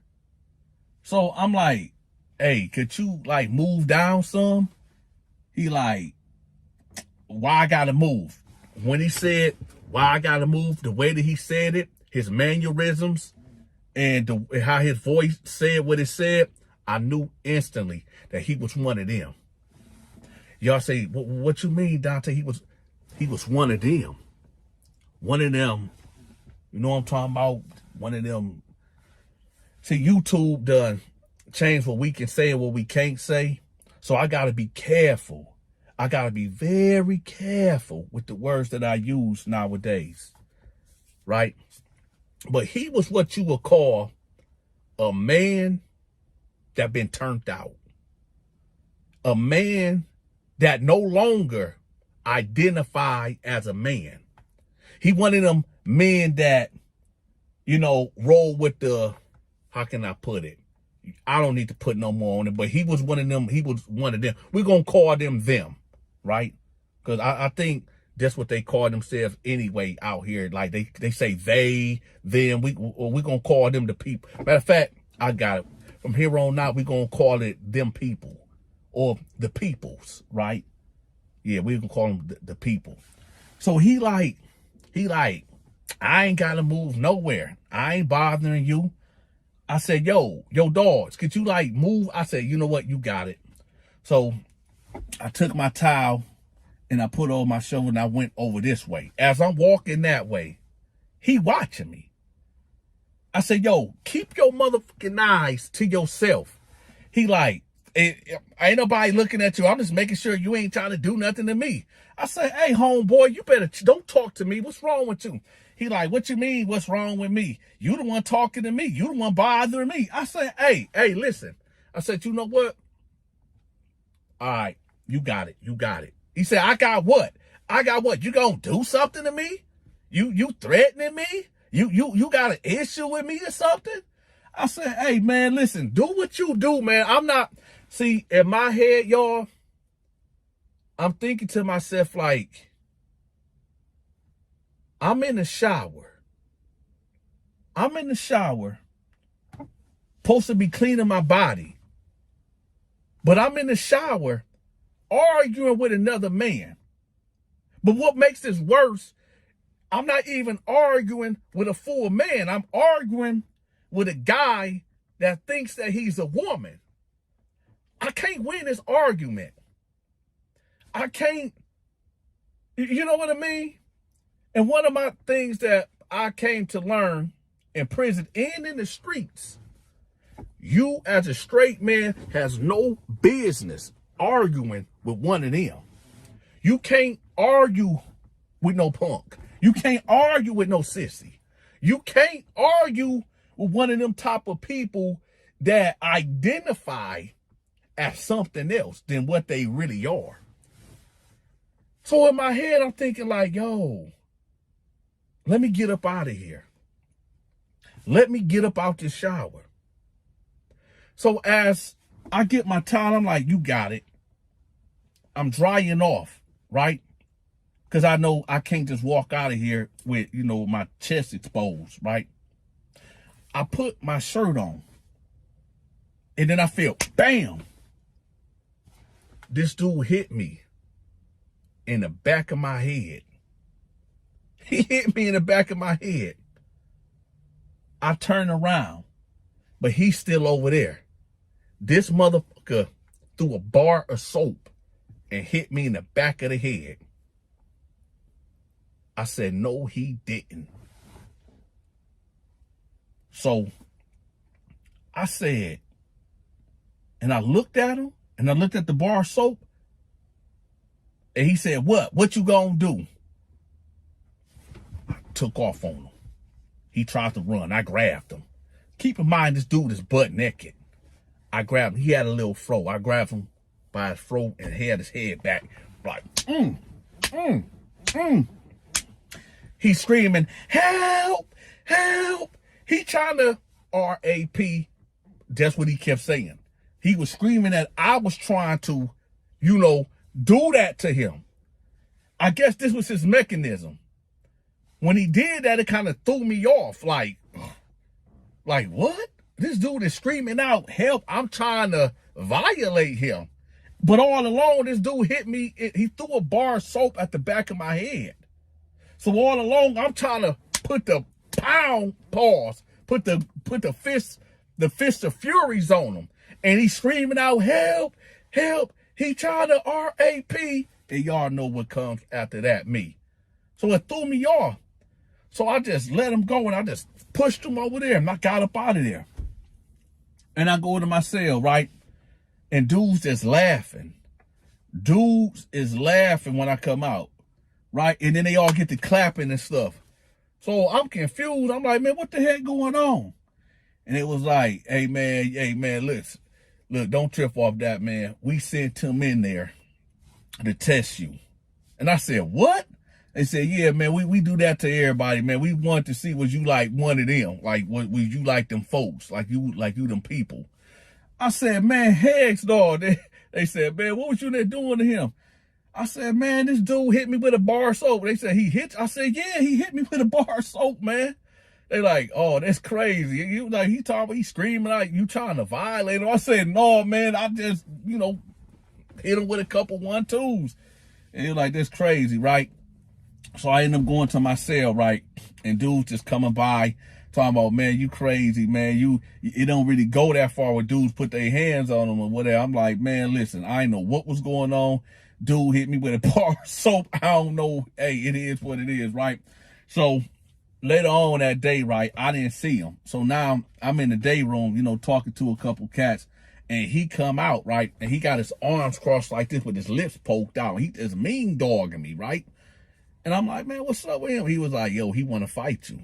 I said, hey, man, I'm not fighting I ain't fighting no homosexual. He's like, yeah, he felt like he want to get a one-on-one. I said, hey, man, check this out. I said, you know what? No, I got this. So I gets up and I walk right over there and I'm like, hey, check this out, man. I'm not about to fight you. He like, oh, no, you gonna fight. I said, no, I'm not about to fight you. And I'm going to tell you why. I said, you hit me first with that bar of soap. And he was like, yeah, I know. And I said, boom, right? I hit him with that uppercut. I was like, boom. And I'm going to tell y'all why. It wasn't, I know y'all going to be like, oh, Donta, you snuck him. Why you had to sneak the homosexual? No. I told y'all already, one thing you don't do as a straight man is argue with them people. You don't get no conversation unless it's business, right? I didn't supposed to go over there and try to mediate and mitigate why he wanted to fight. Look, it was on. He said he wanted to fight, so I gave him exactly. Let me tell you, there's no rules in fighting. What you mean? I'm supposed to go over there and discuss the conversation of why we shouldn't fight? This prison. When it's on, it's on. So it was on, so I hit him with a bam. Instantly, he hit the floor, went to bed. That was the day right there. Now, I know y'all gonna say, oh, Donta he think he getting brownie points of knocking out, homosexuals. No. The point was proven that Donta wasn't with it. If you wanted to step to Donta, just understand what the consequence was gonna be. And well, it was what it was. But before I end this story, I want to say this, because I don't want nobody to think that I'm glorifying prison and I'm glorifying fights and stuff like that. No. This is what I want y'all to know. When it comes to fighting, period, the first rule of fighting is try to walk away. Okay? If you can walk away, if you can get away, right? Walk away, get away.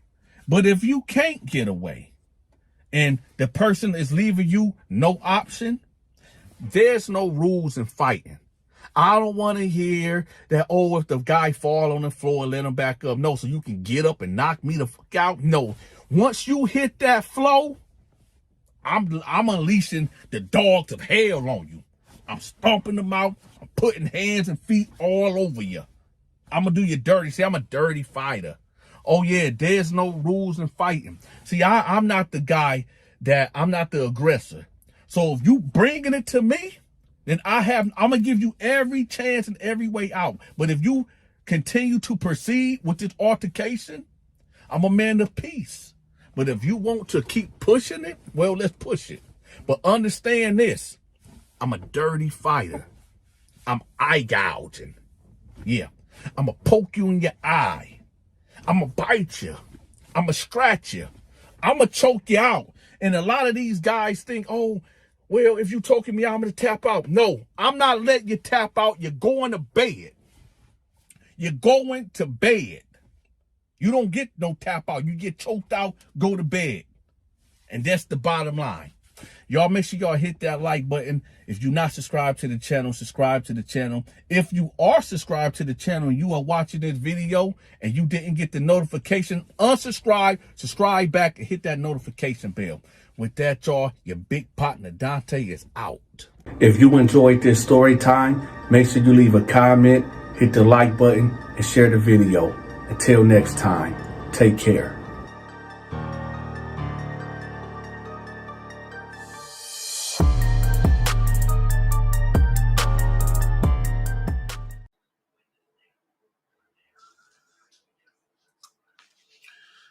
All right, so I started reading my emails. I got a lot of emails. Somebody asked me a question, and we're going to address a couple of things. A real important question that was asked was that, what happened to weaker inmates that cannot defend for themselves, that can't take up for themselves? What happens to somebody that cannot fight? What happened to somebody that just not aggressive?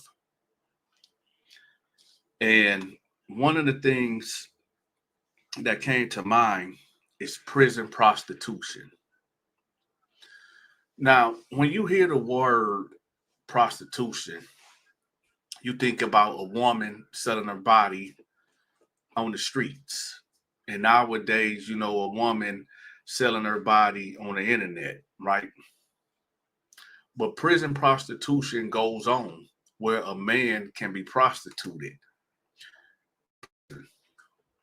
Now, that's one of the most scariest things that you could possibly ever hear. as a parent that your child, which is a grown man now, is being prostituted in the streets. Now, when you hear that, all type of emotions be invoked. What's up, Solo? What's up, Michael Lee? We back. So when you hear about this prison prostitution, it's basically when a man submit himself willingly or unwillingly to another man to be pimped out to other inmates for sexual gratification. Have I witnessed these things? Yes. Listen, if anybody know me, I'm live right now. I'm live, so stop calling the phone. Let me say that again. Prison prostitution is when a man willingly or unwillingly submit himself, right, onto another man to be picked out in a sexual way. What's up, Astro Animations? We live. We definitely live. Now, here's the thing. There's a verse in the scriptures, right, that tells us about being a man. Number one, I'm going to get this out the way. Committing crimes is not, that ain't what it is. What's up, the real? Listen, a lot of us come from poverty. A lot of us come from being broke. A lot of us come from being poor. What's up, Kevin? The thing about it is this. A lot of us do become a product of our environment, right? But the thing that they don't teach us when we was growing up in the late 80s, 90s, and the 2000s, Too Short told us, you know, women ain't nothing, but he actually said the B word. Too Short said bees ain't nothing but holes and tricks, right? What's up, Keisha? That's what Too Short said. Bees ain't nothing but holes and tricks, right? And these other rappers, you know, because we didn't have no father, so that's what we thought. And these other rappers talking about us killing each other, right? Let's kill each other, basically.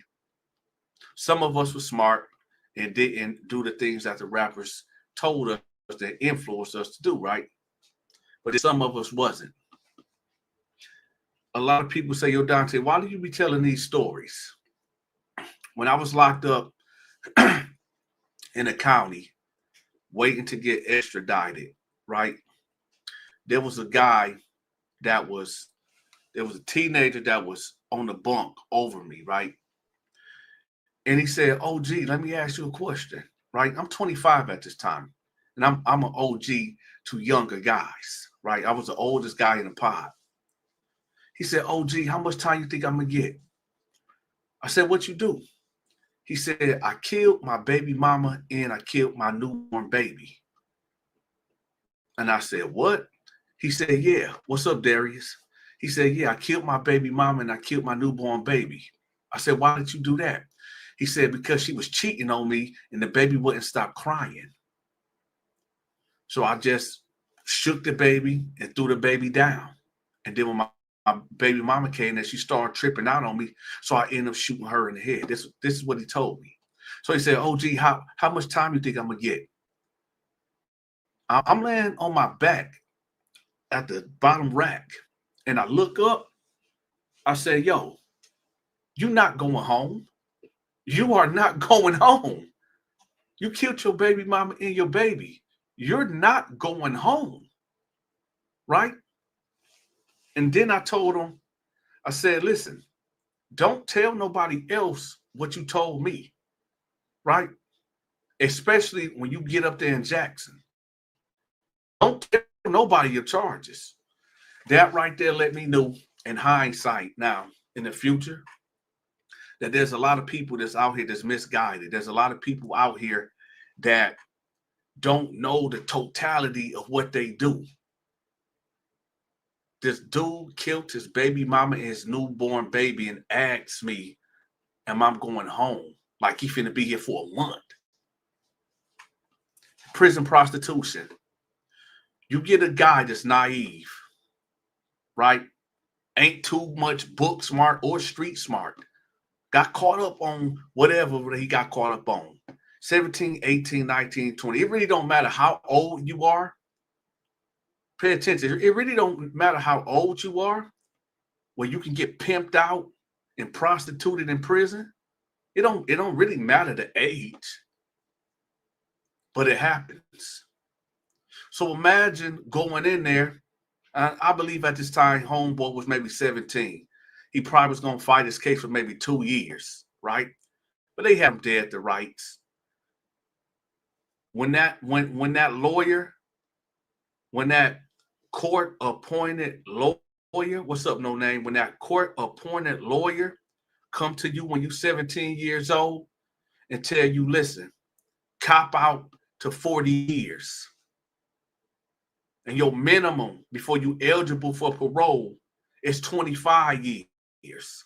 So you got 25 years that you must do before you eligible for parole, and your max out is 40 years. And that's your plea deal. Because if you don't take this deal, you're getting life without parole. You killed your baby mama and your newborn baby. They're going to convict you. So take this 25 years, right? Do your 25 years, and then you can get out. And you like, yo, I'm only 17. I'm 17 years old. 25 years versus life. I'm about to do more time than I've been on this earth. I'm about to do 25 years. Never mind the fact that I killed my baby mama and my newborn baby. Forget all that. It's about me now, right? I'm about to do 25 years. So I'm going to be what? 5. I'm going to be 55 years old when I get out. No. Let me get the calculator, because I know y'all always trying to hold me to a certain standard. Let me get the accurate math. Hold on. I got y'all. Let me get the accurate math. So 25 years and I'm 17. He get out when he's 42 at minimum. What's up, Brian? 42, 43. Thank you, Keisha. So you get out when you're 42 years old, right? What's up, June 5th? Shout out to June 5th. Hey, y'all, he got a good channel. Y'all make sure y'all check him out and subscribe to his channel. But you get out when you're 42, 43 years old, 25 years minimum that you have to do before you're eligible for parole. So you get in there, you get into Jackson, you with these older inmates, these older convicts. And most of these dudes are gay. Most of these, listen, I'm just being real with y'all. Most of these cats in prison is gay. It is what it is. 90% of these dudes in prison is gay. It's just, it is what it is. It ain't no sugarcoating it. And here's the thing. You already got to have that in you. You ain't have to be gay on the streets to become gay in there. No. Some of these guys be curious. Some of these guys done been touched as a child and didn't get that proper counseling or that proper therapy, right? So what I'm saying is 90%, put it this way, if you got 100 men in prison in a dormitory, 90 of them men is homosexuals. Because the way I look at it, it's like this. Once you do a homosexual act, it is what it is. You can't come back from that. And I'm going to tell y'all where that stands from. A lot of you cats don't got no discipline. A lot of you cats don't got no type of restraint. See, when y'all was out here in the free world, y'all couldn't put that weed down. Y'all couldn't put that liquor down. Y'all out here having sex with all these type of women, right? And not to mention soul tying. Oh yeah, we finna get there. We about to, yeah, we back, y'all. We back. We gonna get back to the prison prostitution. But I'm just setting the scene for y'all. Just hold on, chill out. I got you. Have y'all hit the like button yet? Because I can't tell. I need for y'all to hit the like button because this might be the most important video that we have today. And listen, I'm going to start going live every day. I just had COVID, so I've been down. All the videos that y'all been watching lately, Dante is, I just finally, I feel about 88% now. I just had COVID, and now it kicked my ass, right? But I'm good now. But I've been reading the emails and everything, so we back, y'all. What's up, Jim Jones? Listen. Soul tying. For all you cats that ain't got no discipline, and you wonder why y'all in there having sex with other men in prison, because you've been out here having sex with this girl, that girl. And some of these girls that y'all be laying down with got that lesbian spirit. Oh, I want to have sex with a lesbian. Oh, I want to have threesomes with two women. Don't y'all know that's a homosexual spirit? Do y'all understand that there's a homosexual spirit? So when you dudes out there, you drug dealers, you dudes that's got these freaky fantasies about having threesomes, don't y'all know that there's a homosexual spirit? When you having sex with these women, having these threesomes, you get that homosexual spirit. So guess why when you end up in prison with your freaky tail, yeah, you might fight it for a week. You might even fight it for a month. But when that punk that look close enough to a woman, and first you're like, nah, I ain't gonna look at him. But then you keep side-eyeing looking at him, then you go duck off and be like, hey, Peaches or Peanut or Reva or whatever these homosexuals' names, right? You go duck off over there, like, hey, listen, I'm not gay, but listen, you think I could give you something and you can give me something, but keep it on the low, don't tell nobody? Because you already had that in you.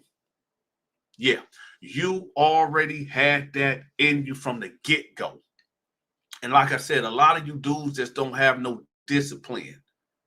Like I said, if you go into a pie and there's 100 men, 90 of them men is homosexuals. I don't give a damn if they only did it one time.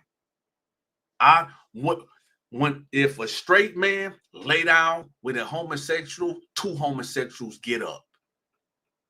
And just what it is. And ain't no ends about it. That's why I said a lot of you cats, and like I said, a lot of these dudes don't come in there homo. It's because they have a lack of discipline. They have a lack of control. A lot of these dudes, that's why I said, a lot of these dudes' mind ain't matured enough. See, when I got locked up, I was only on violence. See, I can't say certain things, right? Because I realized there's two other things I have done that haven't passed the statute of limitations yet. I got one more year, and then I really can talk the way I really want to talk, right? But you got to keep your mouth closed for another year. But I'm going to be real with y'all. See, when I came in, I told myself two things, really three. But the third one is not really important. But I'm going to tell it anyway. I said, I'm not dying in here, right? And I'm not becoming a homosexual. I am a Christian, and I'm not converting to Islam. Because a lot of these cats, they get in there and they pick up the Quran for protection. And I just know that because of the cats that, I ain't even going to put that out there, but it is what it is, right? What I'm saying, what's up, Derek? My thing is this. I'm not dying. I'm not becoming a homosexual, and I'm not becoming Muslim. And only the Muslim part, because a lot of guys, they turn Muslim and whatever. But I knew for a fact that's why I was violent. That's why I chose the path of picking a knife up. Because I'm not a type of guy that, and listen, hold up. Don't get it mistaken. Don't get it twisted. I'm not saying I was the baddest guy, because I was not. In fact, I was in fear damn near every day. You don't think I'm worried about getting stabbed? You don't think I'm worried about maybe 5 or 6 guys running in on me, trying to violate me? Here's the thing.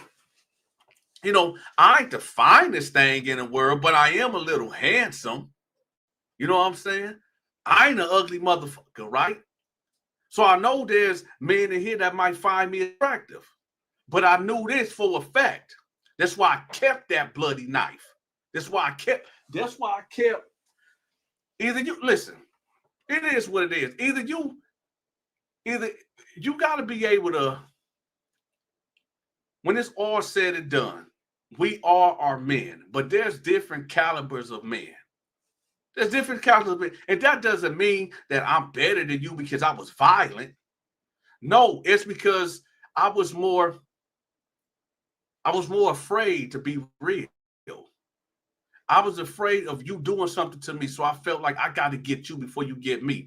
Just like in the streets, right? Because self-preservation is number one in my life. What's up, Mandy? Self-preservation is a must. I'd rather get you out the way, right? I'd rather get you before you get me. And that's the mentality in the neighborhoods that I come from, right? This is why I don't like to argue. This is why I don't like to beef, because I don't know how to beef. I just know if it's a credible threat, then that threat got to go. And we'll sort everything else out later. This is why, you know, I don't like to argue. This is why I keep a smile on my face, because it takes too much energy to frown. It takes too much energy to be upset, right? So imagine this 17, and I'm not wishing this on that 17-year-old kid that, you know, murdered his baby mama and his baby. But I already know how this go. I done seen it time and time again. He go in there, he got all these older convicts running game on him. And most of these guys is selfish. They don't give a damn that this is a young black guy. The way they look at it, they like, oh, well, he killed his baby mama and the baby, so he's a baby killer and he kills women, right? So instead of getting his mind right and sitting him down and busting open that Quran or that Bible and teaching him the scriptures and trying to teach him a better way of life, he want to stick his dick inside of him. And just that's a harsh reality. So I need all the women in the comment section and all the men, if y'all want the real, y'all want the raw, go get your kids and bring them over here to the Donta Show Network so I can school them and put the game on them. What's up, Detroit? If you want to save your kids from the streets and spiritually, I need to go get all your kids, get all the youngins that y'all love and care for, and put them in front of the camera so they can listen to Dante speak. Because I'm going to give it to you real and I'm going to give it to you raw. Again, I'm going to repeat again for the shock value, because I don't think y'all listening, because y'all still ain't hit the like button. I'm not about to threaten y'all no more to share these videos and hit the like button. But let me say it again. That 17-year-old guy that told me that he killed his baby mama and his baby, instead of the OGs in prison getting that Bible and that Quran and sitting him down and teaching him how to live properly for the rest of his 25 years that he about to do in here, instead they want to put crushed pills in his drink and his food and stick their dick inside of him as punishment. Yeah. We finna go there today. We finna go, you know, I sat back and somebody wrote me, they said, yo, Dante, you ain't the same. You done got Hollywood on us. You know, you done got the nice coat, you done got the nice chain, you done got the we want that old school Dante with the bucket hat. Y'all remember that? Y'all remember when I first saw, yeah, and the glasses. Y'all remember all that? Yeah. When I used to take the glasses off. No. See, what I realized, I'm not never going back to that, because you got to progress, right? You got to elevate and get better and better at what you do. But I'm going to break something else down to y'all. One of the biggest hypocrisies, right, in prison is when a child molester comes in, right? Or men that rape women, right? When a rapist or a child molester come in, why does men think that they should have sex with them as a punishment? They say, oh, it's a power struggle. It's me asserting my dominance over this man. No, it's not. You just a freaky ass dude. You just a freaky dude that's using that as a scapegoat. And to keep it a buck with y'all, and shout out to my Philly cats. To keep it a bean with y'all, a lot of these dudes that be like, oh, so you had sex with a 14 or 15-year-old, a lot of you niggas would still do it too. If that 14 or 15-year-old was in that cell, you would do it too. But you cats are so freaked out and so freaky, that's y'all excuse to lay down with another man. A lot of these dudes don't have no discipline. This is why they become a homosexual in prison. A lot of these dudes, in one of the scriptures, it says that a man is like an animal. If you look at mankind, from the beginning, the first murder is when Cain killed his brother, right? Come on, y'all. We in the streets now. Let's go back to the ancient days. We hear all about these killings and dudes getting killed in the hood over money and women and all. No, this go way back, y'all. Let's go all the way to the back in the ancient days when Cain killed Abel, right? Y'all remember when Cain killed Abel out of jealousy? Understand that was his brother. When people be talking about, oh, family comes first. Family is thicker than water. What's up, Katrina? What's up, Darwin? What's up, Slay J? Listen, they say, what's up, Mandy? When they say that blood is thicker than water, and family is all we got. What did what he said to Nino Brown on the rooftop? We see and beat. We all we got. We see and beat. We all we got. All we is? We all we got? Am I my brother's keeper? Do y'all not remember that Cain killed Abel? And that was his blood brother, the first murder? So do y'all expect me? That's when they say there's no honor amongst thieves. There's no honor amongst criminals. When I was locked up, I didn't complain. I supposed to have been there. And to keep it real with y'all, to keep it really real with y'all, of all the stuff I done did that I didn't get caught for, man, I probably would never see the day of light. I probably would get out when I was maybe 56, and that's by the grace of God, right? That's why I say I never complain, because I know where I came from. I don't complain because I know where I came from and where I could be right now. It's a blessing for me to be able to just cut on this camera. To cut on it. Listen, when I was driving trucks, right? When I got out the joint and I was driving trucks, I got my CDLs and I got on that road, I was making all type of money. Especially when the shutdowns happened in 2020. Oh, they lifted the restrictions, right? Oh, I was making all type of money till they shut the company down. And then I said, okay, I need to figure it out because I got maybe 6 months to live on. I got enough money to live on for 6 months. And then I ended up getting these contracts with the state of Michigan, with the biggest hospitals in the state of Michigan, right?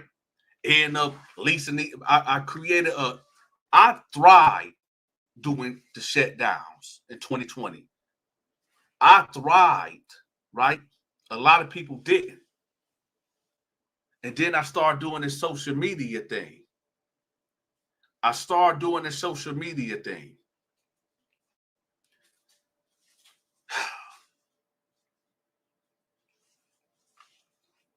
I'm going to put this out there.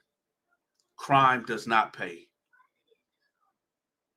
If there's anybody that I done robbed, that I done put a knife to you, put a gun to you in the past, I apologize. Low key, y'all don't even know this. And I shouldn't be saying it, but nobody would never know anyway. Because every time I did something, I did it by myself. And this is not no cheat code to no up and becoming criminals. But you can only tell on yourself.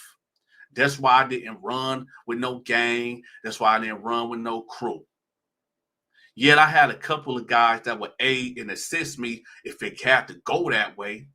But we all had a mutual agreement that, hey, if you get caught, that's on you. You hold that down. We'll come together, and while you in there, if you got a kid or a woman or whatever, we'll get them straight. Now, none of us was rich, but we'll have a system set up where at least the bills and stuff will be paid until you'll be able to get out and make sure you're straight. But thank God we never had to do that. But for the most part, I did my dirt on my own because I can only tell on myself. Y'all understand that? But crime does not pay. It doesn't. Especially when you look at, when I thought about it, I robbed somebody for $200. You do know that's an enhancement charge. If you just, when you strong arm somebody with a weapon, if you just rob somebody, like grab them up and shake them up and go in their pocket and take their money, you probably get a year, 2, 3 years. But that gun is an enhancement charge that's going to give you 10 years off the bat. Off the rip, you getting 10 years for that gun. And you better hope to God, sometimes they hit you a year for every bullet that was in that clip. And most of you cats that commit crimes, these guns that y'all got ain't legal. They throwaway guns. So imagine you go strong arm somebody with a gun. The police catch you, and they catch you with that 30, that Saturday night special, right? Or they hit you with that dirty Glock, and that Glock got bodies on it. Imagine you getting a gun for $100, $200 off the street, and it got bodies on it.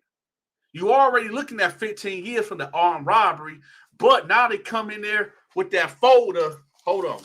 They come in there with that folder and put that folder in front of you and be like, oh, you through. You are done. You are cooked. You're done. Not only we got you for this armed robbery, but we got you for these murders. That gun that we recovered, yeah, it got 3 bodies on it. Yeah. Crime does not pay. You poor, you black, you white, you Latino, right? Black, white, Latino, and you poor.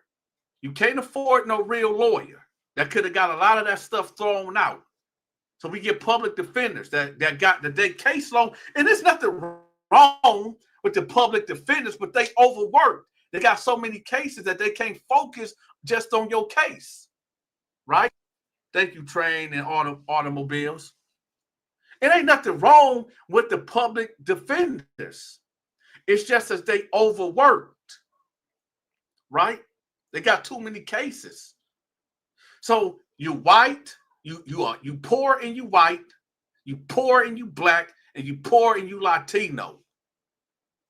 Public defender just overworked, right? And now you got this case that just got dropped in front of you that got multiple bodies on this gun. What are you gonna do? What are you gonna cop the plea? You gonna take that deal, or you gonna be bullheaded and take your chances in trial? Because you know what they gonna see, whether you white, black, or Latino, and you poor, and you look like me and other Latino and white poor people, they gonna look at you as a nigga that need to be locked up so you don't do nothing to my loved ones. And for the most part, they right. So like I said, if y'all want Dante to spoon feed y'all some sugar with the bullshit, I'll give y'all the BS. We can bullshit all day. But no. We're not going to do that because there's too much real stuff that's going on in this thing that we call life. The only thing that separates us from the animals, what really separates us from animals? You know, you got some dogs that kill their puppies. You know that? We got dogs that kill their puppies. What's up, the real time? We got mamas and daddies that kills their little kids too, right? So what really separates us from animals? It's real killers out here that just kill without no remorse. Just like a lion cub, like a male lion will eat another male lion cubs and mate with the mama and make his own cubs. When you get stepdaddies coming in the house and kill the kids or mistreat the kids because they ain't his kids, and vice versa with the woman, right? But I don't know. I'm just talking, right? I'm just running my mouth again. I'll take this back out here talking again. Just running my mouth again. So let's get back to the prison talk, right? Because that's what y'all came here. Y'all came here for the prison pimps and dudes getting prostituted in prison, right? Like a woman on the track in Chicago, right? So now you got this young guy that comes in there. He took his baby mama life and this newborn baby. And you get this older, freaky convict that finds out what this dude is in here for. Get him moved to his cell.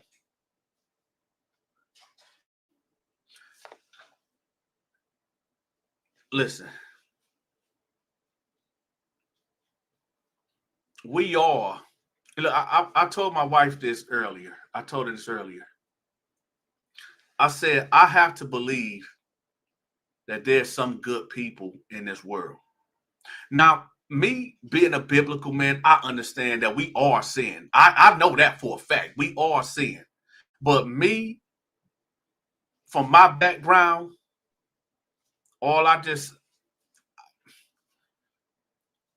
morals and values was not installed in me. I'm going to say that again. Morals and values was not taught to me as I was growing up. I don't blame my mama. I don't blame my daddy. I don't blame nobody but myself. Because when I became of age to know right from wrong, I still chose to do wrong. I don't blame nobody for nothing that happened to me, right? Sure, I couldn't take care of myself. You know, somebody said something, yo, what about your mama? I love my mama. Do we got the best relationship? Yes, we do. But do we have a bond, like a bond? No, we don't. We don't. But the thing about it is this. It's not that we don't have a bond, it's because we just never. My mama, she always did her thing, right? She always did her thing. And it's because she wasn't properly raised. She wasn't properly. So how could she teach? This was literally, y'all remember what Coolio said? If they don't understand it, how can they teach me? My mama had me when she was 15. She was just a teenager, a child, right? A child raising kids year after year. She didn't know how to do anything, right? She was young, immature. What's up, Love, Live, the source?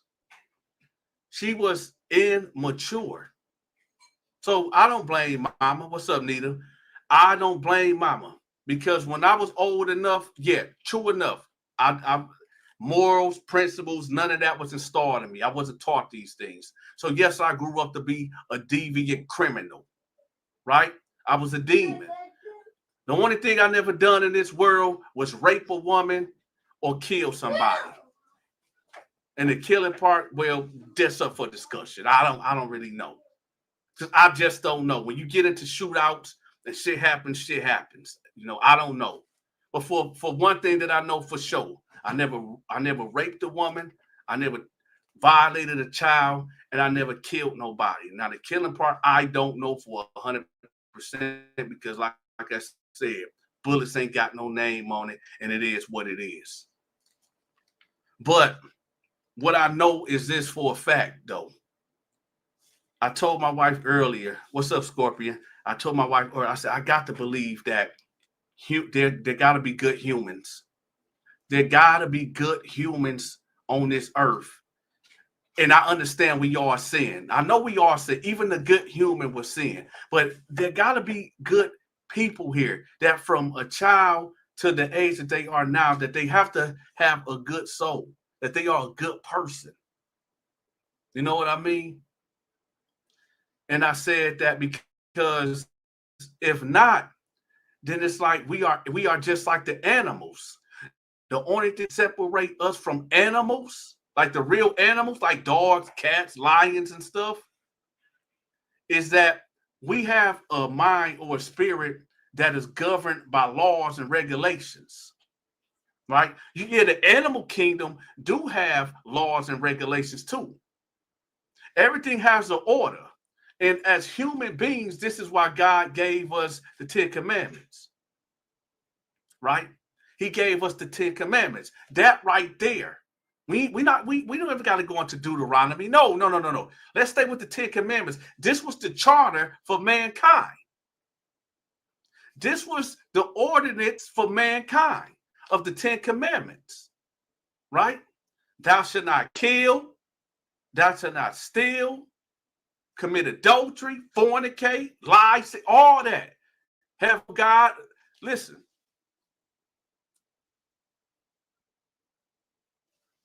For those that, and I get it, I get it. Your biggest enemy for the younger generation, your biggest op is you. The person that you got beef with, the person that'll give you the most trouble in this world is yourself. Think about it. I'm going to give y'all some examples. I don't frown on dope fiends. I don't turn my big ass nose up to dope fiends. I don't look down on alcoholics. I don't look down on what people would deem the throwaways of society, because I was a throwaway of society. I was just committing crimes, had no guidance, that was out here living bold, living foul, right? I never molested a child. I never raped a woman.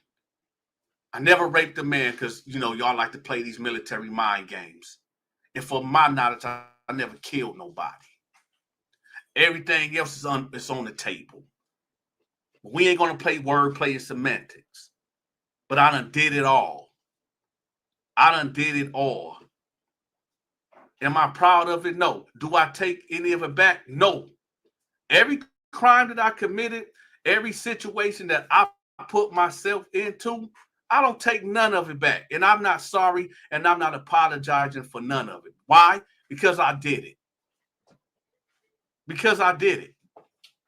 If I take back one robbery, if I take back one lie, if I take back one extortion, if I take down one unjustified act, I would not be here where I'm at now as a better man, as a better creature, as a better human being. If I grew up any other way, y'all, I don't think I would be here. There's one benefit if you make it out the hood, if you make it out the streets. There's one benefit that you can have if you can make it at this. Hey, I'm 36 years old. Any man or woman that's from the hood and you done made it to the age that you are at as an adult and grown,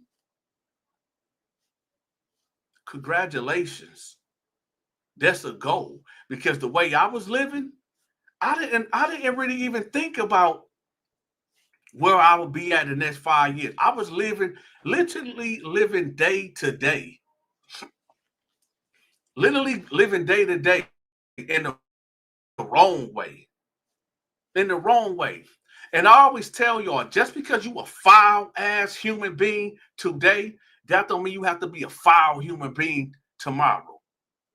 As long as you got breath in your body, what's up, Jessica? As long as you got breath in your body, you can change. I know really wicked women, foul and men, foul creatures. Can't even call them human beings, but foul humans from back in the day. And you can they changed, but they still got it in them. But you can see that they changed over time. Some of these people that don't learn from their mistakes, some of these people that just can't get it right. That's why the Bible tells us don't envy evil people. I used to look at Suge Knight, right? I used to admire Suge Knight. I said, look at this big dude. Just going around the music industry, throwing his weight around, intimidating cats. You know what I'm saying? He rich. He always smoking that big cigar, big blood, right? Big guy, the big man in town. I used to admire Suge Knight. Where's Suge Knight at now? Where's Big Suge at now? Suge is in prison. Suge ain't getting out. Suge is not getting out. Suge Knight had it all.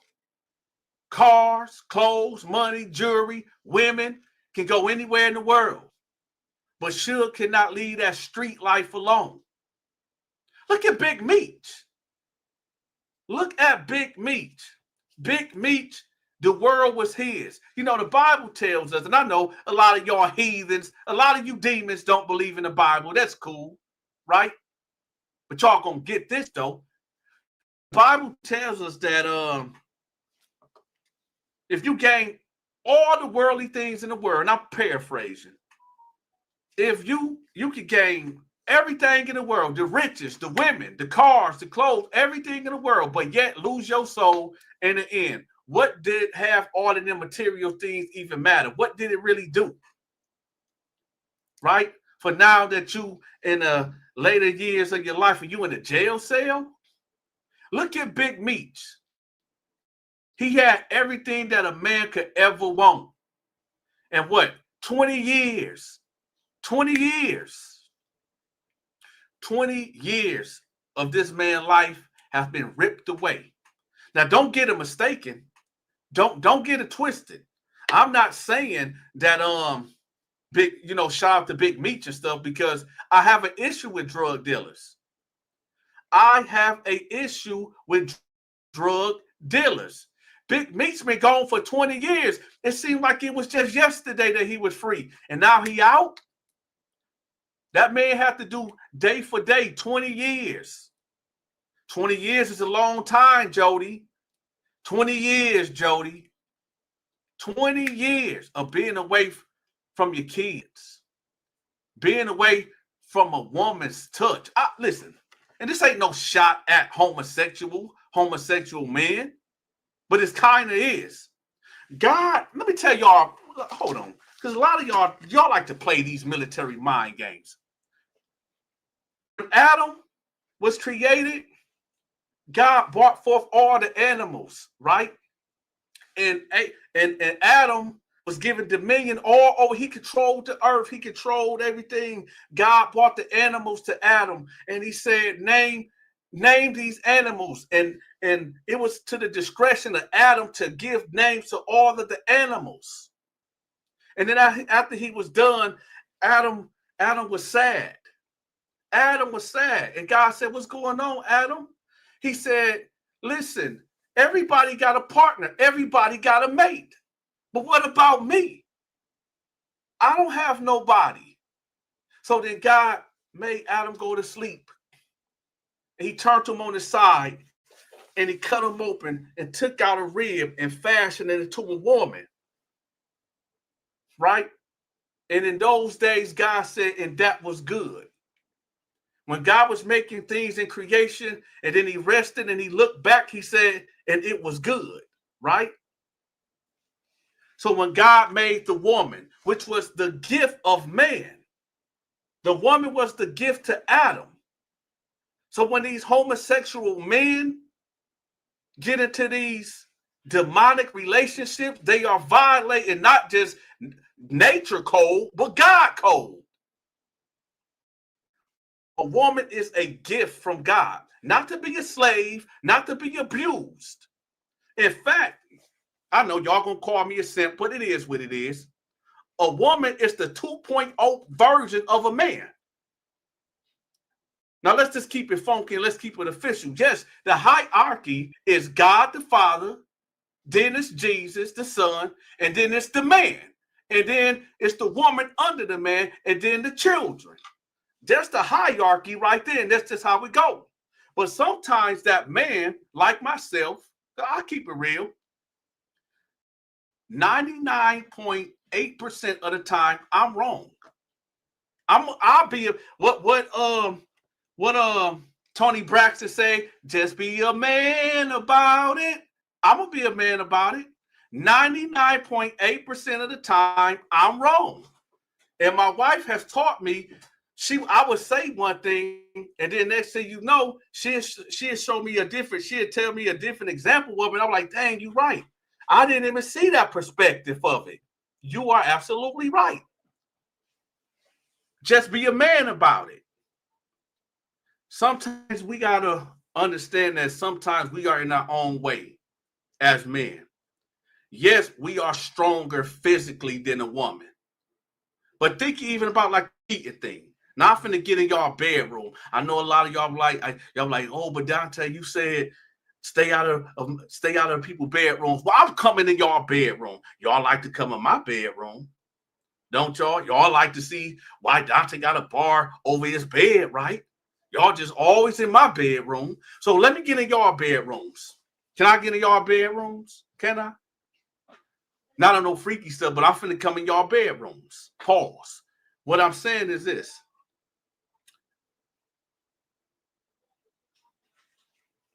A lot of women, because I hear men say women ain't shit these days, right? These women ain't this, these women ain't that. And vice versa. I hear women say men ain't shit. And I'm gonna tell y'all where that come from. Y'all remember a couple minutes ago? What's up, Nemesis? Y'all remember a couple minutes ago? I said there's a hierarchy. It's God the Father, Jesus the Son, the husband, the wife, then the children. Well, us men, the reason why these women is so messed up these days, and I thank God for my wife, but the reason why these women, I'm in y'all bedroom right now, y'all. The reason why these women is so jacked up and messed up, because you men is out of alignment. You men is not operating under the Son Jesus and the Father God. That's why these women are so messed up, because of you men is out of line. You men is not being men. You men don't got, see, a lot of you men think, oh, I'm a man. I'm a man of all men. I can do what I want. I can do what I please. I go to work. I'm getting all this money. But what are you without God? Everybody has to be held accountable. Everybody has to have a higher power. And a lot of y'all be like, well, I ain't got to believe in Jesus. Let me tell you, I don't give a damn what nobody, I don't give a dang what nobody say. There was this being by the name of many names that had a son, which they called the Word, and the Word was always with him, that he sent on this earth to die for all of you ungrateful people sins, right? There's only one God, and he had a son. And this is the establishment between God, Jesus, the husband, and the wife. Once you violate it and said, yo, I don't believe in Jesus. Well, I don't give a damn what religion that you in. There's only one path, and there's only one way. One path, one way. Right? You already doomed when you reject Jesus anyway. You already doomed when you when you're not in that order. So everything else, if the head of the house ain't operating right, the house will crumble. The great teacher, the Lord and Savior, told us that a house divided will fall, right? A house divided will fall. And I told y'all, People used to say, Dante, you think you know everything. And I did think I know everything. But when I met my wife, I did not realize that I was operating in error. I was operating in error. Because check this out. There's two men that I listen to. It's a guy out there by the name of Ines, and there's a guy out there in Florida by the name of Reggie. A dude named Ines and a dude named Reggie out there in Florida. These is my spiritual brothers, right?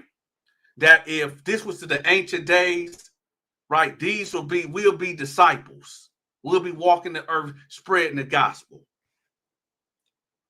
These are the guys that I seek counsel with, right? I don't know Pastor Jennings in real life. These are the two guys that I know, right? So I understand that I don't know everything spiritually, right? Worldly. There's a lot for me to learn, but there's something that King Solomon, one of the wisest men in the world, he said that the more that you know,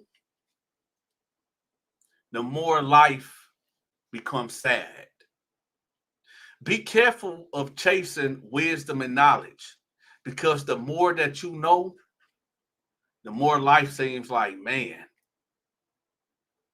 it's some things that I wish I didn't find out. But I guess that's what it calls being an adult, right? I don't like paying bills. I don't feel comfortable. I don't feel comfortable paying a consumer's bill for $900. It don't sit right with me. I always thought that, they tell us, yo, when you get older, buy your house. Buy your house. Don't rent all your life. I thank God that I got the funds to, buy a house and keep it up. I do. Don't get me wrong. But I didn't know that there was a thing called winter taxes, right? Summer taxes, and that you really don't own your house, because the moment you stop paying them taxes and it build up, they gonna come get it. The county is coming to go get that house that you done worked all your life for paying off. I thank God I've been able to purchase a home and purchase certain things, right? But then when you really look at it, you don't really own nothing. What do you really own? Why do we work so hard for what? Oh, I'm not talking about giving up or nothing like that. No. But what I'm saying is, I think that we put too much attention. Man, listen.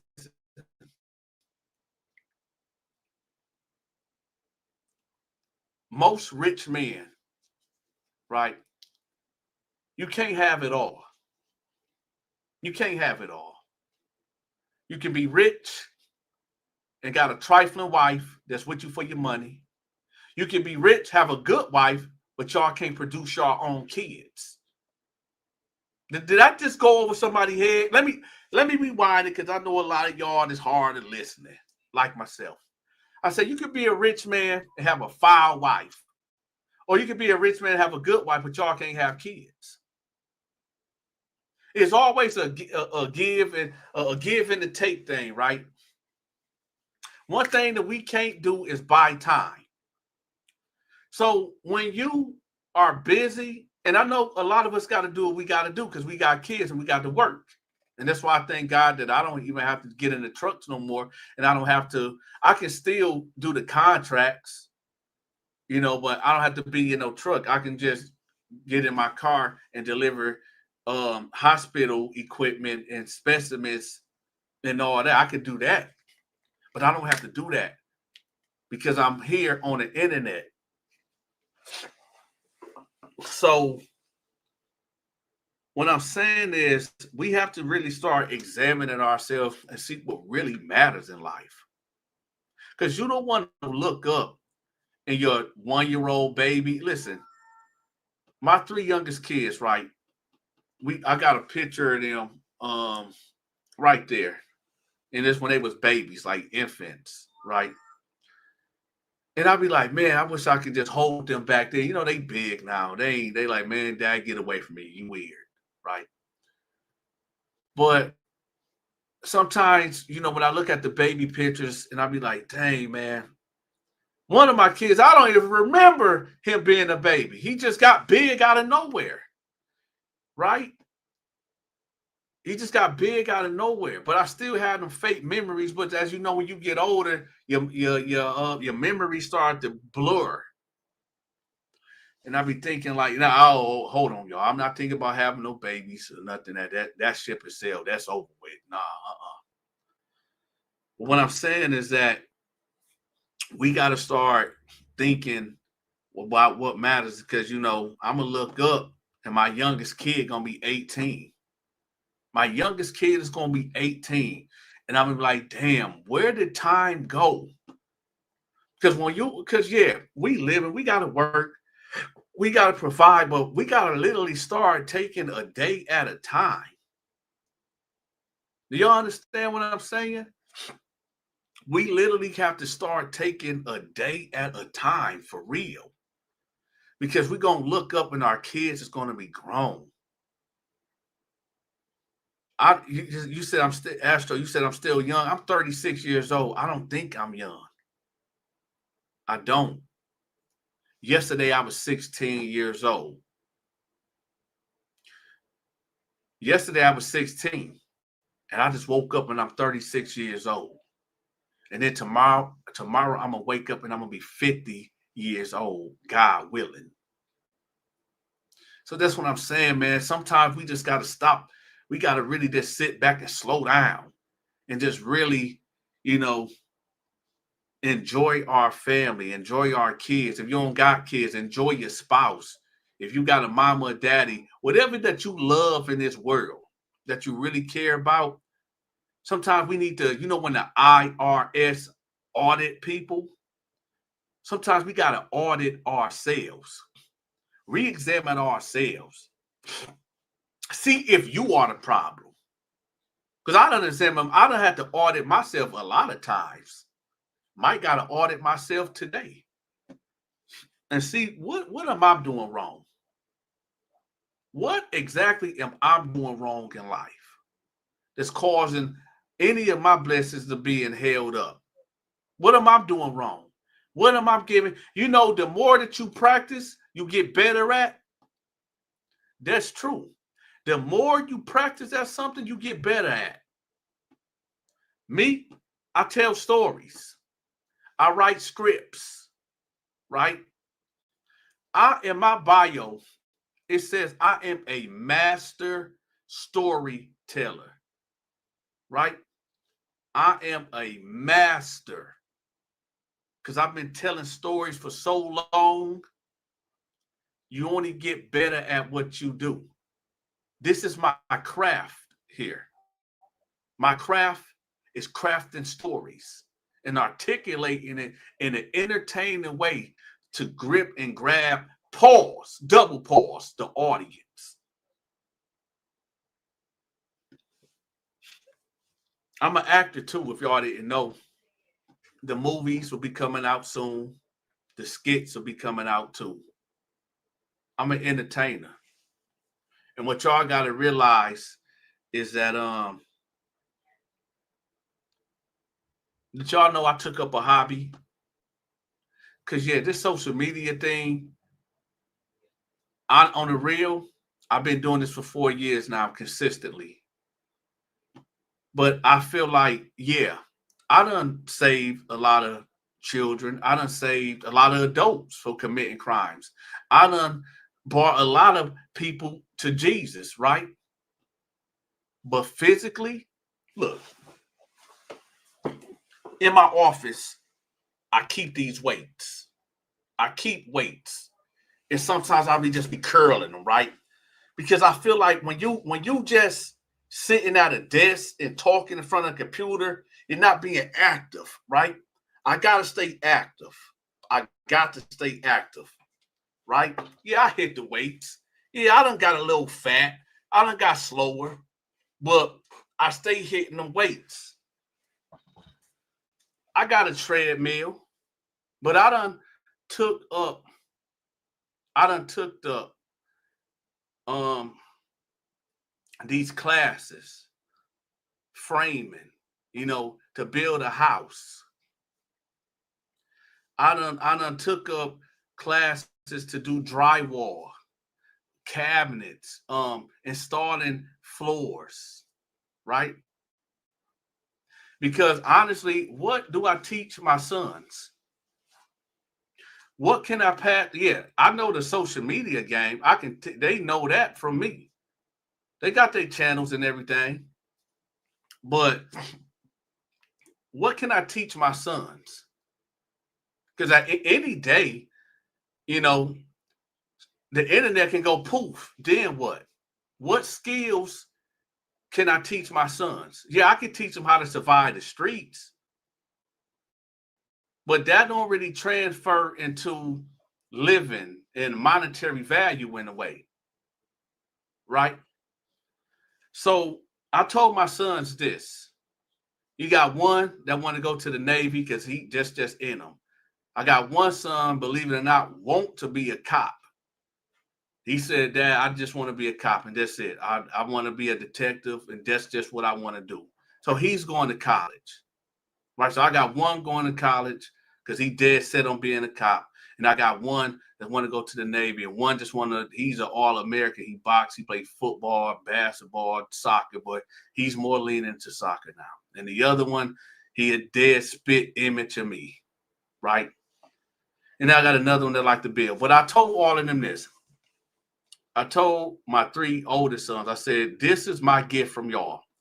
I'm not going to kick y'all out when y'all turn 18. No, it's my job as a father because it doesn't stop when they turn 18. No, you have to prepare your children for the world. And I told my three oldest sons, as I said, listen, I will never kick y'all out the house because I'm still y'all father and I'm responsible for y'all. But if y'all don't make y'all mind up, y'all not working at no restaurant, y'all not working at no grocery stores, nothing like that. Y'all either going to learn a trade, meaning y'all going to learn how to fix on cars, work on houses, plumbing, electricity, whatever, electrical, whatever it is. But here's the thing. I said, when y'all get about 20, y'all should already have your mind made up what y'all going to do. But once y'all get 20 and y'all living in my house, because I'm not kicking them out and they not going nowhere because this world is getting more expensive. It's getting more crazy. I said, my last gift to my sons is this. I will pay for your CDL, for you to go to truck driving school. I'll pay for you to be a journeyman, which being an electrician. Or I will pay for it, whatever trade that you want, because I know a trade right there will always get you money. So I say, if all else fail, when y'all turn 20 and y'all haven't figured it out, this just what it's going to be. Either I'm paying for you to go to truck driving school, or you're going to do some type of trade. You're going to some type of trade school. Because I don't know how to teach. I don't know how to do plumbing. I don't know how to do electrical. I don't know how to do these things. But that's why now I'm educating myself now, right? Because yes, the internet can go tomorrow, right? So you always, because there's a lot of people that wish for my downfall. It's a lot of people. Jealousy, envy, hate, fuck them, right? Because they don't know what I've been through. They don't know. And I'm not, it ain't no sad me, because I done been through it, and I'm here where I'm at right now for a reason, right? I'm here for a reason. I don't know the reason. I kind of can speculate, but I'm here for what I'm here for a reason. And it's like this.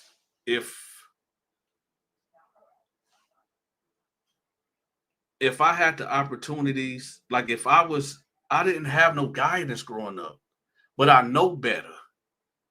I know better to know that I would never give my sons a gun and get them some heroin or some crack cocaine and go tell them, go get it how you live. I had partners that did that with their sons. that gave him a gun, told him to crack game. Well, hey, and that's why I said, hey man, y'all listen. Just do right in life. I know it's hard out here and it's getting even more harder. I understand it, man. It's man, the economy is in shit. We got these aliens parked on the side of the ocean. And we'll talk about that another day because I want to get into that too. But we got aliens. We got planes falling from the sky. You got Trump throwing the Ukraine president out the White House, telling him, get the hell up out of here. We got all this. We got a lot going on in this world today. And sometimes we just got to sit. Yeah, HVAC, heating, the air conditioning, plumbing, auto mechanics. You got it, Nemesis. But we got all this stuff going on in this world. And a lot of us is lost. A lot of us have no guidance. I think God, listen, it was only literally the grace and mercy of God that I'm here where I'm at today. Yeah, some people say, well, Dante, I'm 36 years old. Where I come from and the things that I was doing in my past, every day was a death sentence. Every day was a death sentence that I put myself. That's why I don't blame nobody. Because I did it myself. You know? What I think about Trump, I think it's too late. I think the Democrats done fucked us so bad. I think it's too late. I don't think Trump can do anything. It's over. It's over. It's over. It's over. I picked up a lingo from a guy that was a guest on this show. Y'all know who he is. One of his favorite quotes that he say, man, it is what it is. It is what it is, man. It is what it is. Shout out to Alabama. It is what it is. When it comes, it is what it is. Trump can't save us. Trump, hey, listen, we are done. We done. It's over. They say the rich get richer and the poor get poorer. I'm gonna be real with y'all.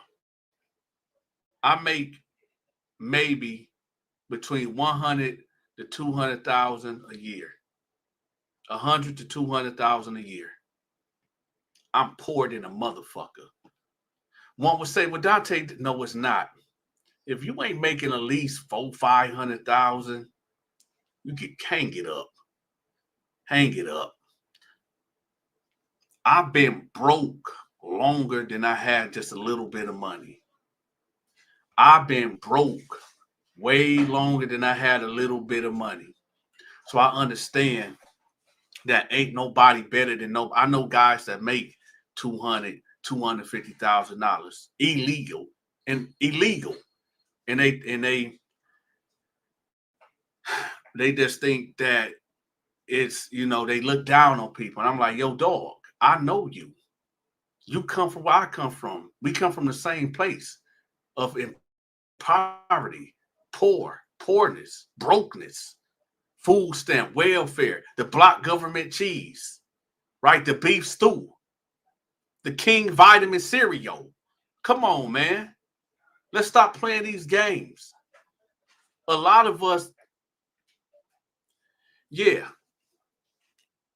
I thank God that I can literally cut on this camera, run my mouth, and be able to pay my bills and not have to go into a warehouse. And there's nothing wrong with working at a warehouse.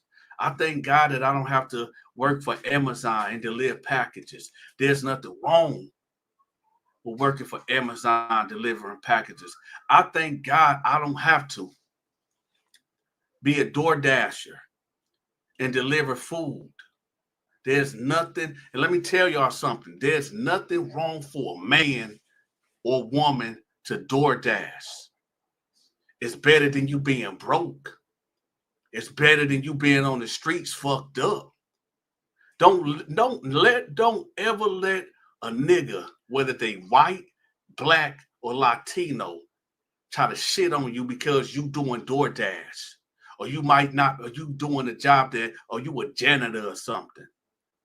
You working, you making a way for yourself. You taking care of your responsibilities. Don't ever let another motherfucker try to talk down on you because you ain't doing as good as they. Because everybody don't. People have their ups and their downs. People can be up, and that's why I never shit on nobody. Because I know how I feel.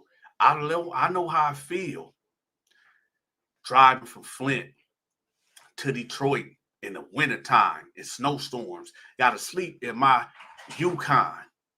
Got to cut the heat on for an hour, then cut it off for about 2 hours, and cut it back on throughout the night. So carbon dioxide don't get into the truck because I got it back against the building.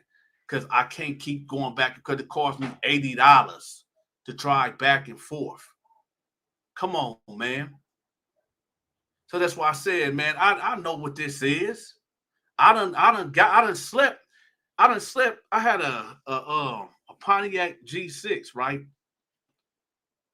I went to Columbus, Ohio, and lived in my Pontiac G6 for a whole month, working at a warehouse.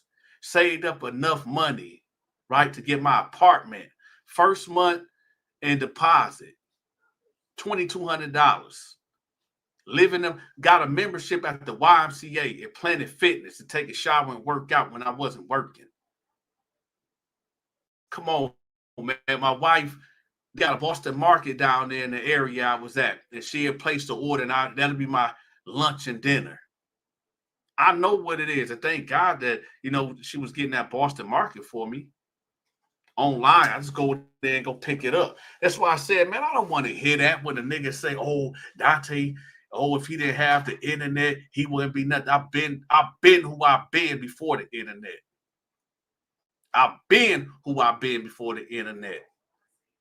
I can always just go, man, the people that know me in real life, they know what it is. It is what it is, right? So that's why I said, like, it's a blessing to be able to cut this camera on and make probably what somebody will make in a whole week, in a day, because sometimes it happens like that. But still, at the end of the day, it's like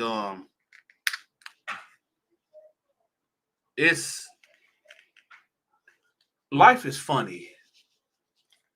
I'm not gonna act like it's just gloom and doom, because it's not. It ain't just gloom and doom. It's not. But as people, we really have to start sitting back and seeing what really matters, man. Because tomorrow, y'all, we could literally be waking up into a new world. There's so much I want to talk about right now, but it's just so much that I want to talk about right now. But that's what I'm saying, y'all. It's like we literally can wake up and we might be in a whole nother world. There could be an EMP bomb going off and all electronics will fail. All these new cars that y'all got, that y'all brag on, that y'all got. Well, that's why I keep an old school. Because when them microchips fry and them new cars y'all got won't move, that's why Dante keep an old school. Yeah. When the grid go out, imagine chaos. Imagine when the water stop running. Imagine when the grocery stores close up Oh, we going out there, we gonna go get it. Oh, we definitely gonna go get it. Don't worry about that. But imagine if the power go out and everybody start rioting. Let's talk about that. Let's talk about if the power grid go down. Do y'all got candles in y'all houses? Do y'all got protection, guns, knives? You know what I mean? Do y'all got a contingency plan when the family meet up?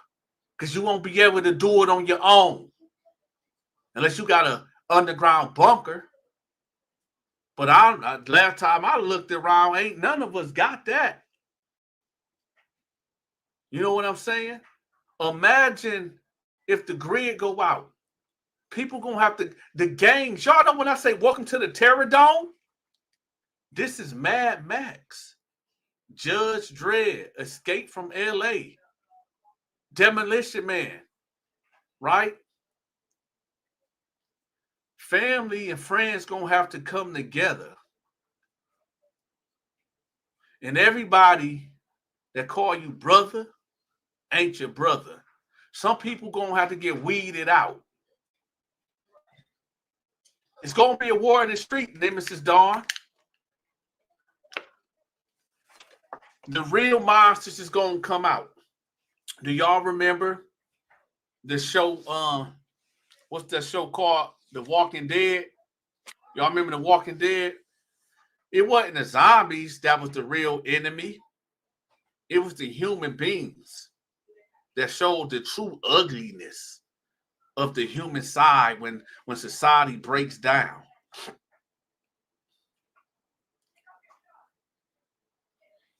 I'm going live tonight, y'all. 7 o'clock. We're going to talk about these aliens. We're going to talk about the Antichrist and how all this stuff is a deception. And what these aliens, if they real aliens, what they really want. Y'all be here at 7 o'clock. I'm out. Shout out to everybody in the comment section. We back. In prison, you meet all type of weird people. When I say weird people, I mean really weird people. So this Mexican short dude came in there, right? And I'm looking at him, I'm like, man, what's up with this guy, man? This dude looked so weird. He had a colostomy bag, and he just looked at just really crazy, right? Dude was like maybe 5'4", 5'5" ish, right? And I'm looking at him, and he looked like they done put him through it, like he probably was a dropout, or I don't know, because you could tell he was part of a gang or something, like maybe in the past or something, but I don't know, man. He just looked real weird and real crazy. And when I say crazy, like his face looked like really crazy. It was a weird looking dude, man. So, you know, the only cell that was open was mine. So I'm like, oh man, they gonna put this weird dude up here. So sure enough, he comes in, he goes right to my cell. So I instantly roll up on him. And I'm like, what's up, man? And he was like, "Be speak no English." And I'm looking at him, I'm like, nah, this ain't gonna work. This ain't gonna work. And then he say, oh, no, I'm just playing. I speak English. I said, oh, okay. So I was like, well, you know the rules, man. You're gonna have to get on the top bunk, man. And, you know, this your area right here. This my area. You know, me giving him the cell rules. I'm telling him like, yo, when you pee, you got to sit down. It ain't because no power thing, but it's because, you know, when you pee, it could come out of the toilet bowl and be all over the floor. He said, okay. And I was like, basically, to be in this cell with me, you know, whatever you get on commissary, I'm going to need half of it. He was like, why is that? And I was like, well, protection, really, because you in the cell with me, ain't nobody gonna do nothing to you or try to push up on you. So you know it's a tax to be in the cell with me or whatever. So he said, okay, I can do that. I got some money. I can do that. I said, man, what you in here for, man? And what's up with the bag? So when I was saying what's up with the bag, I was referring to the colostomy bag, right? So he was like, well, my ex-wife, she cut it off. I said, what? He said, yeah, my ex-wife cut it off. I said, man, what happened in that situation, right? So this is how the story went. So he said he was working at, I guess he did some time back in the day, like 2 years in prison or something like that for drugs or something. And he said when he got locked up, you know, his homeboys, his gang or whatever, was messing around with his girl, with his ex-wife or whatever. So he said, you know, people was writing him, telling him like, yeah, she cheating on you and all this stuff. So he said one day he actually called her phone and she picked it up. But then one of his homeboys grabbed the phone and was like, yo, hey, I'm with her now, and you know, you can stop calling.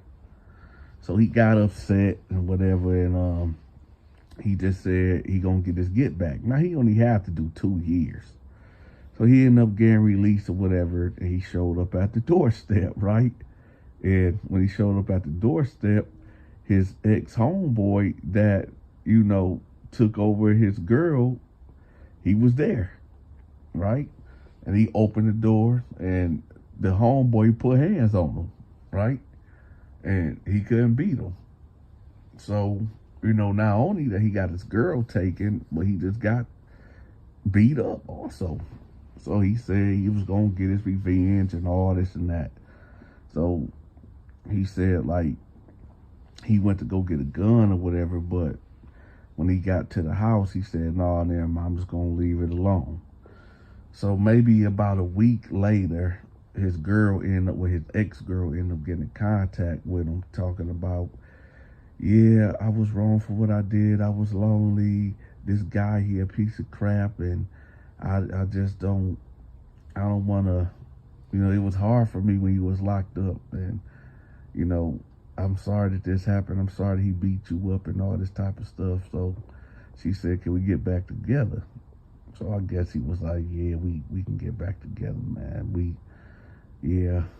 I should never got locked up. That was all on me, you know, sucker type dude, right? So, you know, he come, I guess they was cool for maybe about 2 or 3 months, but the money wasn't coming in at all. So he said he ended up getting a truck driving job or whatever. You know, he got his CDLs, and took him about a month or 2 to get that through the training class. So he said eventually, you know, he got on the road. You know, he had to get trained for like 3 or 4 months, you know, with an instructor or whatever. So he said as he was gone, like the first maybe 2 weeks when he was first gone, you know, him and his girl was always on the phone. They always was kicking it. They always was talking, and you know, he had the Bluetooth headset, you know, because y'all know as a truck driver, you cannot, if you get caught holding that phone, man, hey, you finna get a crazy ticket for distracted driving. But anyway, so he talking to her, so he noticed like a couple days later after that, she ain't answering the phone really. She getting off. It's like every time like 9 o'clock comes, she always getting off the phone with him. So now he getting real suspicious to the point that he just like losing his mind. So, you know, he go ahead and stick it out for 2 more weeks on the road. Then he get a break, right, for 3 days. So we get back home, don't nothing really seem out the ordinary, right? So he end up, you know, asking her like, yo, what's been going on lately? Like, why you been acting like that or whatever? And she was like, oh no, I'm just going through something, and I'm starting to miss you again. And he tell her like, well, I'm doing this for us. I'm trying to, make our life living situation way better, whatever. So she like, yeah, I know, but no, you ain't got to worry about nothing. So they end up messing around, and so after they get done messing around, she gets up and she go get in the shower, right? And he just laying there. So, he moving his feet, because right now he laying on his side and he like kicking his feet, and he didn't take his clothes off in the bed, but there was some clothes in the bed. So he kick it in, he pulled the cover back, and there's some drawers right there. And he looking at these drawers like, man, no, these ain't mine. These drawers is like super small. Like, and we ain't got no kids or nephews or nothing that'll be here. And why would they drawers be in my bed? So we looking at him, he like, man, these ain't my drawers. So he get up and he go right in there in the bathroom, open the door, and pull back the shower curtain like, man, who drawers is these, man? Who drawers is these? And she like, I don't know them. I don't know who drawers those is. He like, man, you cheating on me. You cheating on me. So they arguing back and forth. And so she just finally admitted. She like, okay, yeah, I got lonely. And plus, your sex game ain't right. It ain't right, man. You don't satisfy me. And he like, what? What you mean I don't satisfy? And he get the coughing or whatever. And she was like he got the coughing hysterically, like he was having an asthma attack or whatever. So, she got out the shower and she was like, you know what? I hope you do die. I hope you do die, because you just ain't nothing. You worthless. And yeah, I cheated on you. I cheated. You went to prison for 2 years. You left me out here, then you go get on a road. He said, I was trying to take care of you. And she was like, I don't care. I don't care. So he leave the house, right? And he go get drunk. So he said, back in the day, he had a heroin addiction or whatever. So, he go and go cop him a score. He hitting it. Next thing you know, there's a person out there, like this woman that's a known prostitute or whatever. And I think she had, word was around the city that she had HIV or hepatitis, I believe. One of them, HIV or hepatitis, something like that, or whatever. But yeah.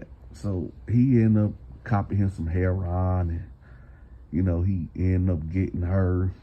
His money really wasn't right, but he wasn't tripping. He got him a cheap motel or whatever, and he just said YOLO. You only live once. So he ended up messing around with it, right? So he get high, and he ended up messing with the chick. He ended up ODing or whatever. Yeah, real crazy story, y'all. Real crazy. So he said that he woke up in a hospital, and he had all these tools in his body, and he said he was just sitting there thinking like, man, you know what? Yeah, I'm going to just leave girl alone, man. She done made me I almost took myself out, man. Chasing after this chick, man. Man. So, long story short, he ended up getting out the hospital, and she ended up seeing him at the grocery store, and she like, how you been? And this ain't nothing but like 2 months later. And he's like, I've been all right. And she was like, oh, okay. And then she was like, you seeing anybody? And he was like, no, not really. I'm not seeing nobody. And she was like, oh, okay. Well, what you doing later on? And he was like, nothing really. I'm just getting me some groceries and nothing. What she like, so where you staying at? He's like, well, I'm over there. I'm living in this, this hotel around the corner. And she was like, that hotel? He was like, yeah. She was like, oh, that's a bad hotel. He said, yeah, it is. She was like, well, won't you come by? Won't you come by tonight so we can talk? And he was like, oh, okay. So later on that day, he ended up going over to her house. So they talking, and she like, listen, I'm sorry for all the things I put you through and what I did to you. You know, I'm sorry. I just been sitting here thinking about all the good times that we had, and you know, I done been with all these different guys, and I noticed that I really in love with you. So he was like, oh, for real? She like, yeah. So they end up messing around. They end up doing it, right? Doing our adult activities. So after that, you know, it's all good. So, you know, everything somewhat went back to normal, if you call their relationship normal. So about 2 days in, right, he hear her on the phone, and she like, well, I'm gonna take care of it. And then, you know, he's like, who was that on the phone? You know, because she has a history of cheating on this guy. And she was like, well, that was the landlord, and I'm 2 months behind. And he like, well, why you ain't say anything? And she was like, I don't know. We just kind of reconnected, and I didn't want to put that on you. So he was like, okay. How much you behind? And she was like, $2,100. And he was like, okay. So he ended up giving her the money, right? So he ended up going somewhere. I think he said he went to the library or something to put in some job applications, because when he OD'd or whatever, he got fired from his job or whatever, being a truck driver. So he went to the library for about 4 hours. Then he come back to the crib, and he hear an argument in the house. So he's listening, and it's a male voice. So he opened the door, and he like, man, hey, what's going on? And she was like, I'm so sorry. And she was saying, I'm so sorry to the other guy. And he like, hey, man, you can go and get up out of here. It's a black dude. So, you know, so this black dude, like 6'2", 250, right? Prison type dude. And, you know, this guy, the Mexican dude, ain't nothing but like 5'5", 5'4", like 140, 150. So he confused. He like, man, what? So she like, listen, I'm sorry, but you know, this is my man right here. She was talking about the black guy. This is my man, and he just got out of the joint. You know, he been in and out, and you know, I thought man, it was over with, but you know, he's here now. So the Mexican guy, you know, he looking at him like, man, I ain't about to fight with this big dude, this big black dude, man. This dude will destroy me in this house. So the black dude like, hey, man, you can bounce, you can roll right now. You can get up out of here right now. So, you know, dude tucked his tail and left, right? And then as he was walking down the street, the black dude came to the door and yelled out like, hey, cuz, thanks for paying that rent too. And so he sat there like, oh man, this girl played me again. She played me again. Oh, y'all gotta excuse me, man. Y'all gotta excuse me for laughing. The reason why I'm laughing is because, like, this dude just can't catch a break. And dude, the little short Mexican dude can't catch a break. I don't know. Maybe it's karma. Because I guess when he was growing up, he was selling drugs and stuff in his community, you know. So maybe that's just his karma of all the families that he hurt or whatever. But anyway, I guess what goes around comes around, right? So, you know, he's sitting there, he just stewing. He had this ran down hotel. He like, man, this she done got me for $2,100, and this black dude, I can't beat the black dude. I ain't gonna get no gun and try to do, because I don't want to go back to prison, because, you know, I'm just not built for that. So I'm just gonna sit here and just, man, I'm done. So what he do?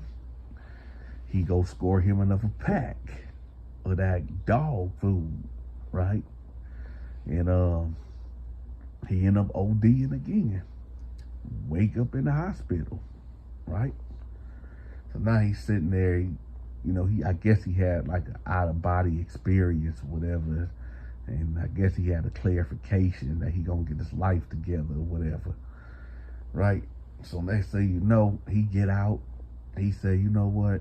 I'm just gonna do me, man. I'm gonna get my spirituality on. I'm gonna start working out. I'm gonna try to do better in life, whatever. So he get a membership at the YMCA, and he eating better. He leaving them drugs alone. So he doing good for about a good 3 months. So now he back at the grocery store again, and guess who he see? The chick. And she sees him, and he look at her, and she look at him, and she like, hey, how you doing? And he like, I'm doing good. And she was like, hey, I just wanted to say that I'm sorry for what happened, but I'm not with that guy no more. He was a real piece of crap, man. He went back to prison, and I just wanted to tell you I'm sorry for all the things that I did to you, whatever. He was like, well, I still got love for you, and I know that, you had nothing to do with that, but it's all good. And she was like, well, I'm really not seeing nobody no more. I'm not. And are you talking to anybody? He was like, no, I'm not. I'm just chilling. I'm just, doing me, and trying to get better in life. And they just found out that I got this. I'm dying from this illness, whatever, this hereditary illness, whatever. But I'm just trying to make the best of life right now. So she said, well, how much time you got? He like, well, the doctor gave me 2 years to live, but they say I can really, I just be fatigued all the time, and I just lay up in the bed, and I be hurt, and I be in so much pain. And she was like, oh, okay, well, do you want to try to rekindle what we had? He was like, no, I really don't, because you really hurt me with that black guy. That you been with that black guy, that it really hurt me. It hurt me. I mean, it really hurt me. And she was like, yeah. And then he was like, I mean, why you couldn't? I mean, yeah, a black guy, but at the same time, you couldn't be with somebody of your own race, And she was like, what do that supposed to mean? He was like, no, I'm just saying, never mind. So she was like, oh, well, okay. Well, but, we passed all that. He's like, yeah, I know. So next thing she was like, well, you could come over to the house today. Come over to the house, and, we could talk about it. So he said, okay. We gonna fast forward 2 months later. She's back to her old tricks. He ain't satisfying her. Matter of fact, because this condition that he got, he's like a burden to her, a huge burden. Like, and this woman got needs. She needs to be satisfied, and he can't do it. He ain't performing right because of his, terminal illness. He really dying, and he just be tired all the time. So, he decides that, well, I know she cheating again. I know it, but I can't prove it. But so he starts secretly, hitting that dog food again. Right? Y'all know what that is. So he end up sleeping with somebody. He end up, because he tried to go talk to women, but they looking at him like, ew, get away from me. You like a spit. You like a, ugh. You ain't the pick of the crop at all. So he just went to start messing with prostitutes again or whatever, because that's all he could. He was paying for love, 'cause not no normal woman wanted to sleep with him. So, he was mad at the world, and he started sleeping with the chick again that had the HIV or the what was that, hepatitis or whatever. And next thing you know, he started getting more sicker and sicker. So one day, the chick, right, the chick he been staying with, that been playing him for all these years, his dumb tail kept coming back to, she ended up going to the clinic, and she ended up catching something. Now, I don't know if the guys that she was cheating with gave her this, or maybe this Mexican dude that she with is the one that gave it to it. I don't know. I'm not in a bedroom. But she's mad. She's really mad. So she comes home and they get to arguing. And she like, you gave me A, B, C, and D. He like, you lying. And she ended up putting hands on him. Now at this time, y'all, this dude is like withering away. Like he's really sick. And she just putting the dogs on him, like beating him up, like dogging him out. There ain't nothing he can really do about it. So now, he admits, he said, yeah, I cheated on you, yeah, with prostitutes and all this and that, and yeah, I may have gave it to you, but you been cheating on me, and you been doing me bold out here, and all this and that, right? So next thing you know, she like, all right, I got you. Now, what I forgot to tell y'all is that this dude is a creepy dude. He like to sleep in the nude, right? He like the free ball with no clothes on, right? So he sleep like that, and because of his condition, he be hot 1 minute, cold 1 minute. So, he sleep with the covers off. So it had to been around 3 o'clock in the morning, right? She comes in the room, because they don't sleep in the same bed. They don't sleep in the same room. But he sleep, and he's laying on his back. Y'all know, like them, what is that called? Not wire cutters, but them, they look like real big scissors, right? When you be like chopping branches or whatever. Like, this picture some real big scissors, right? So she end up like putting it up, like one part up under, his thing, and ching ching, she cut his little thing off. So he wake up screaming, he wake up hollering, yeah, she took his little Jimmy Hoffa off, y'all. And he screaming, she said, yeah, that's what you get. That's what you get. He just running around the room, holding himself. He bleeding out. He called the police. Help me. He passed out, right? So they end up, arresting her. I think her charge was a malicious wounding or something, and she ended up getting like 8 years or something. So now he out there, he bitter now. He bitter. I mean, I'll be bitter too if my manhood got, actually when you think about it, this woman done cheated on him many times, left him for a black dude, and because a lot of them like Mexican type dudes that be in gangs, they be like racist towards like black people anyway.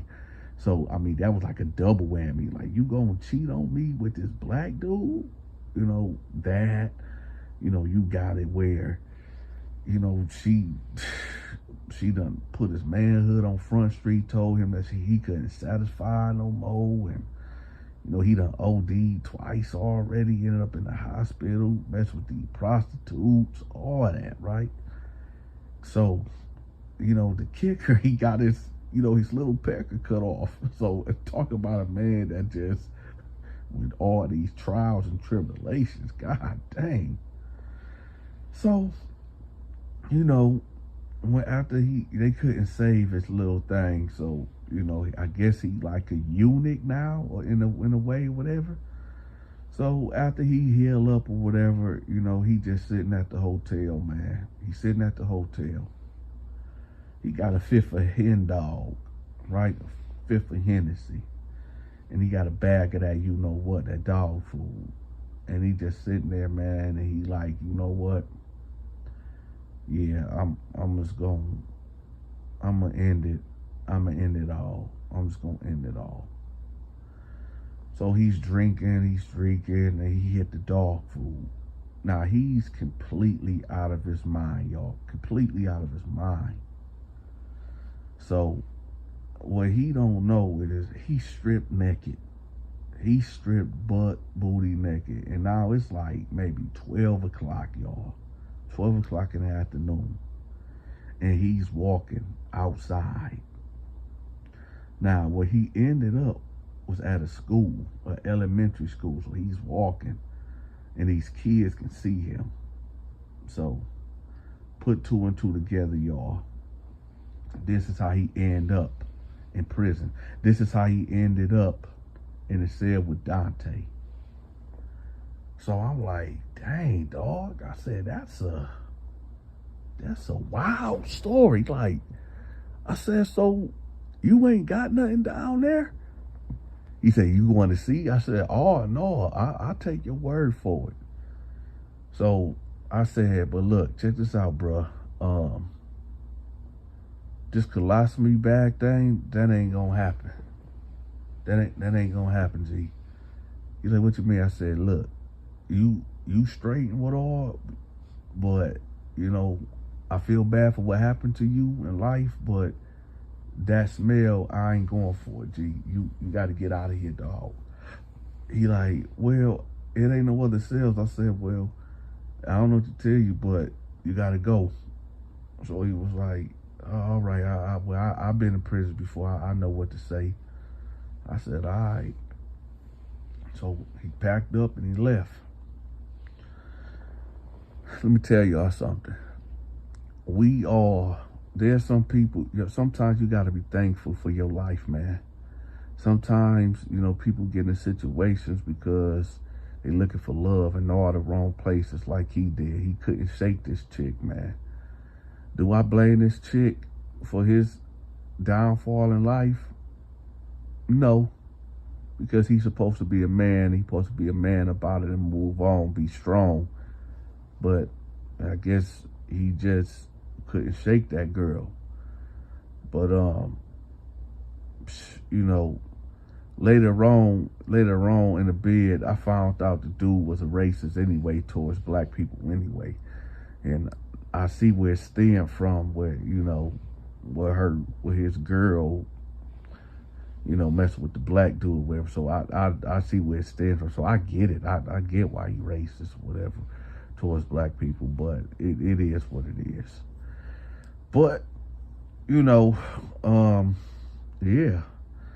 The point of me telling y'all this story is that if you are in a relationship with somebody that you do not supposed to be with, and all them signs is there, and don't let it get to a point where you get your thing cut off and ending up in prison with Donta. And with that, y'all, if y'all forgot to hit the like button, hit that like button. Make sure y'all share this video, leave a comment. If you is watching this video and you didn't get the notification and you subscribe, unsubscribe to the channel, subscribe back to the channel, hit the notification. And with that, y'all, I'm out.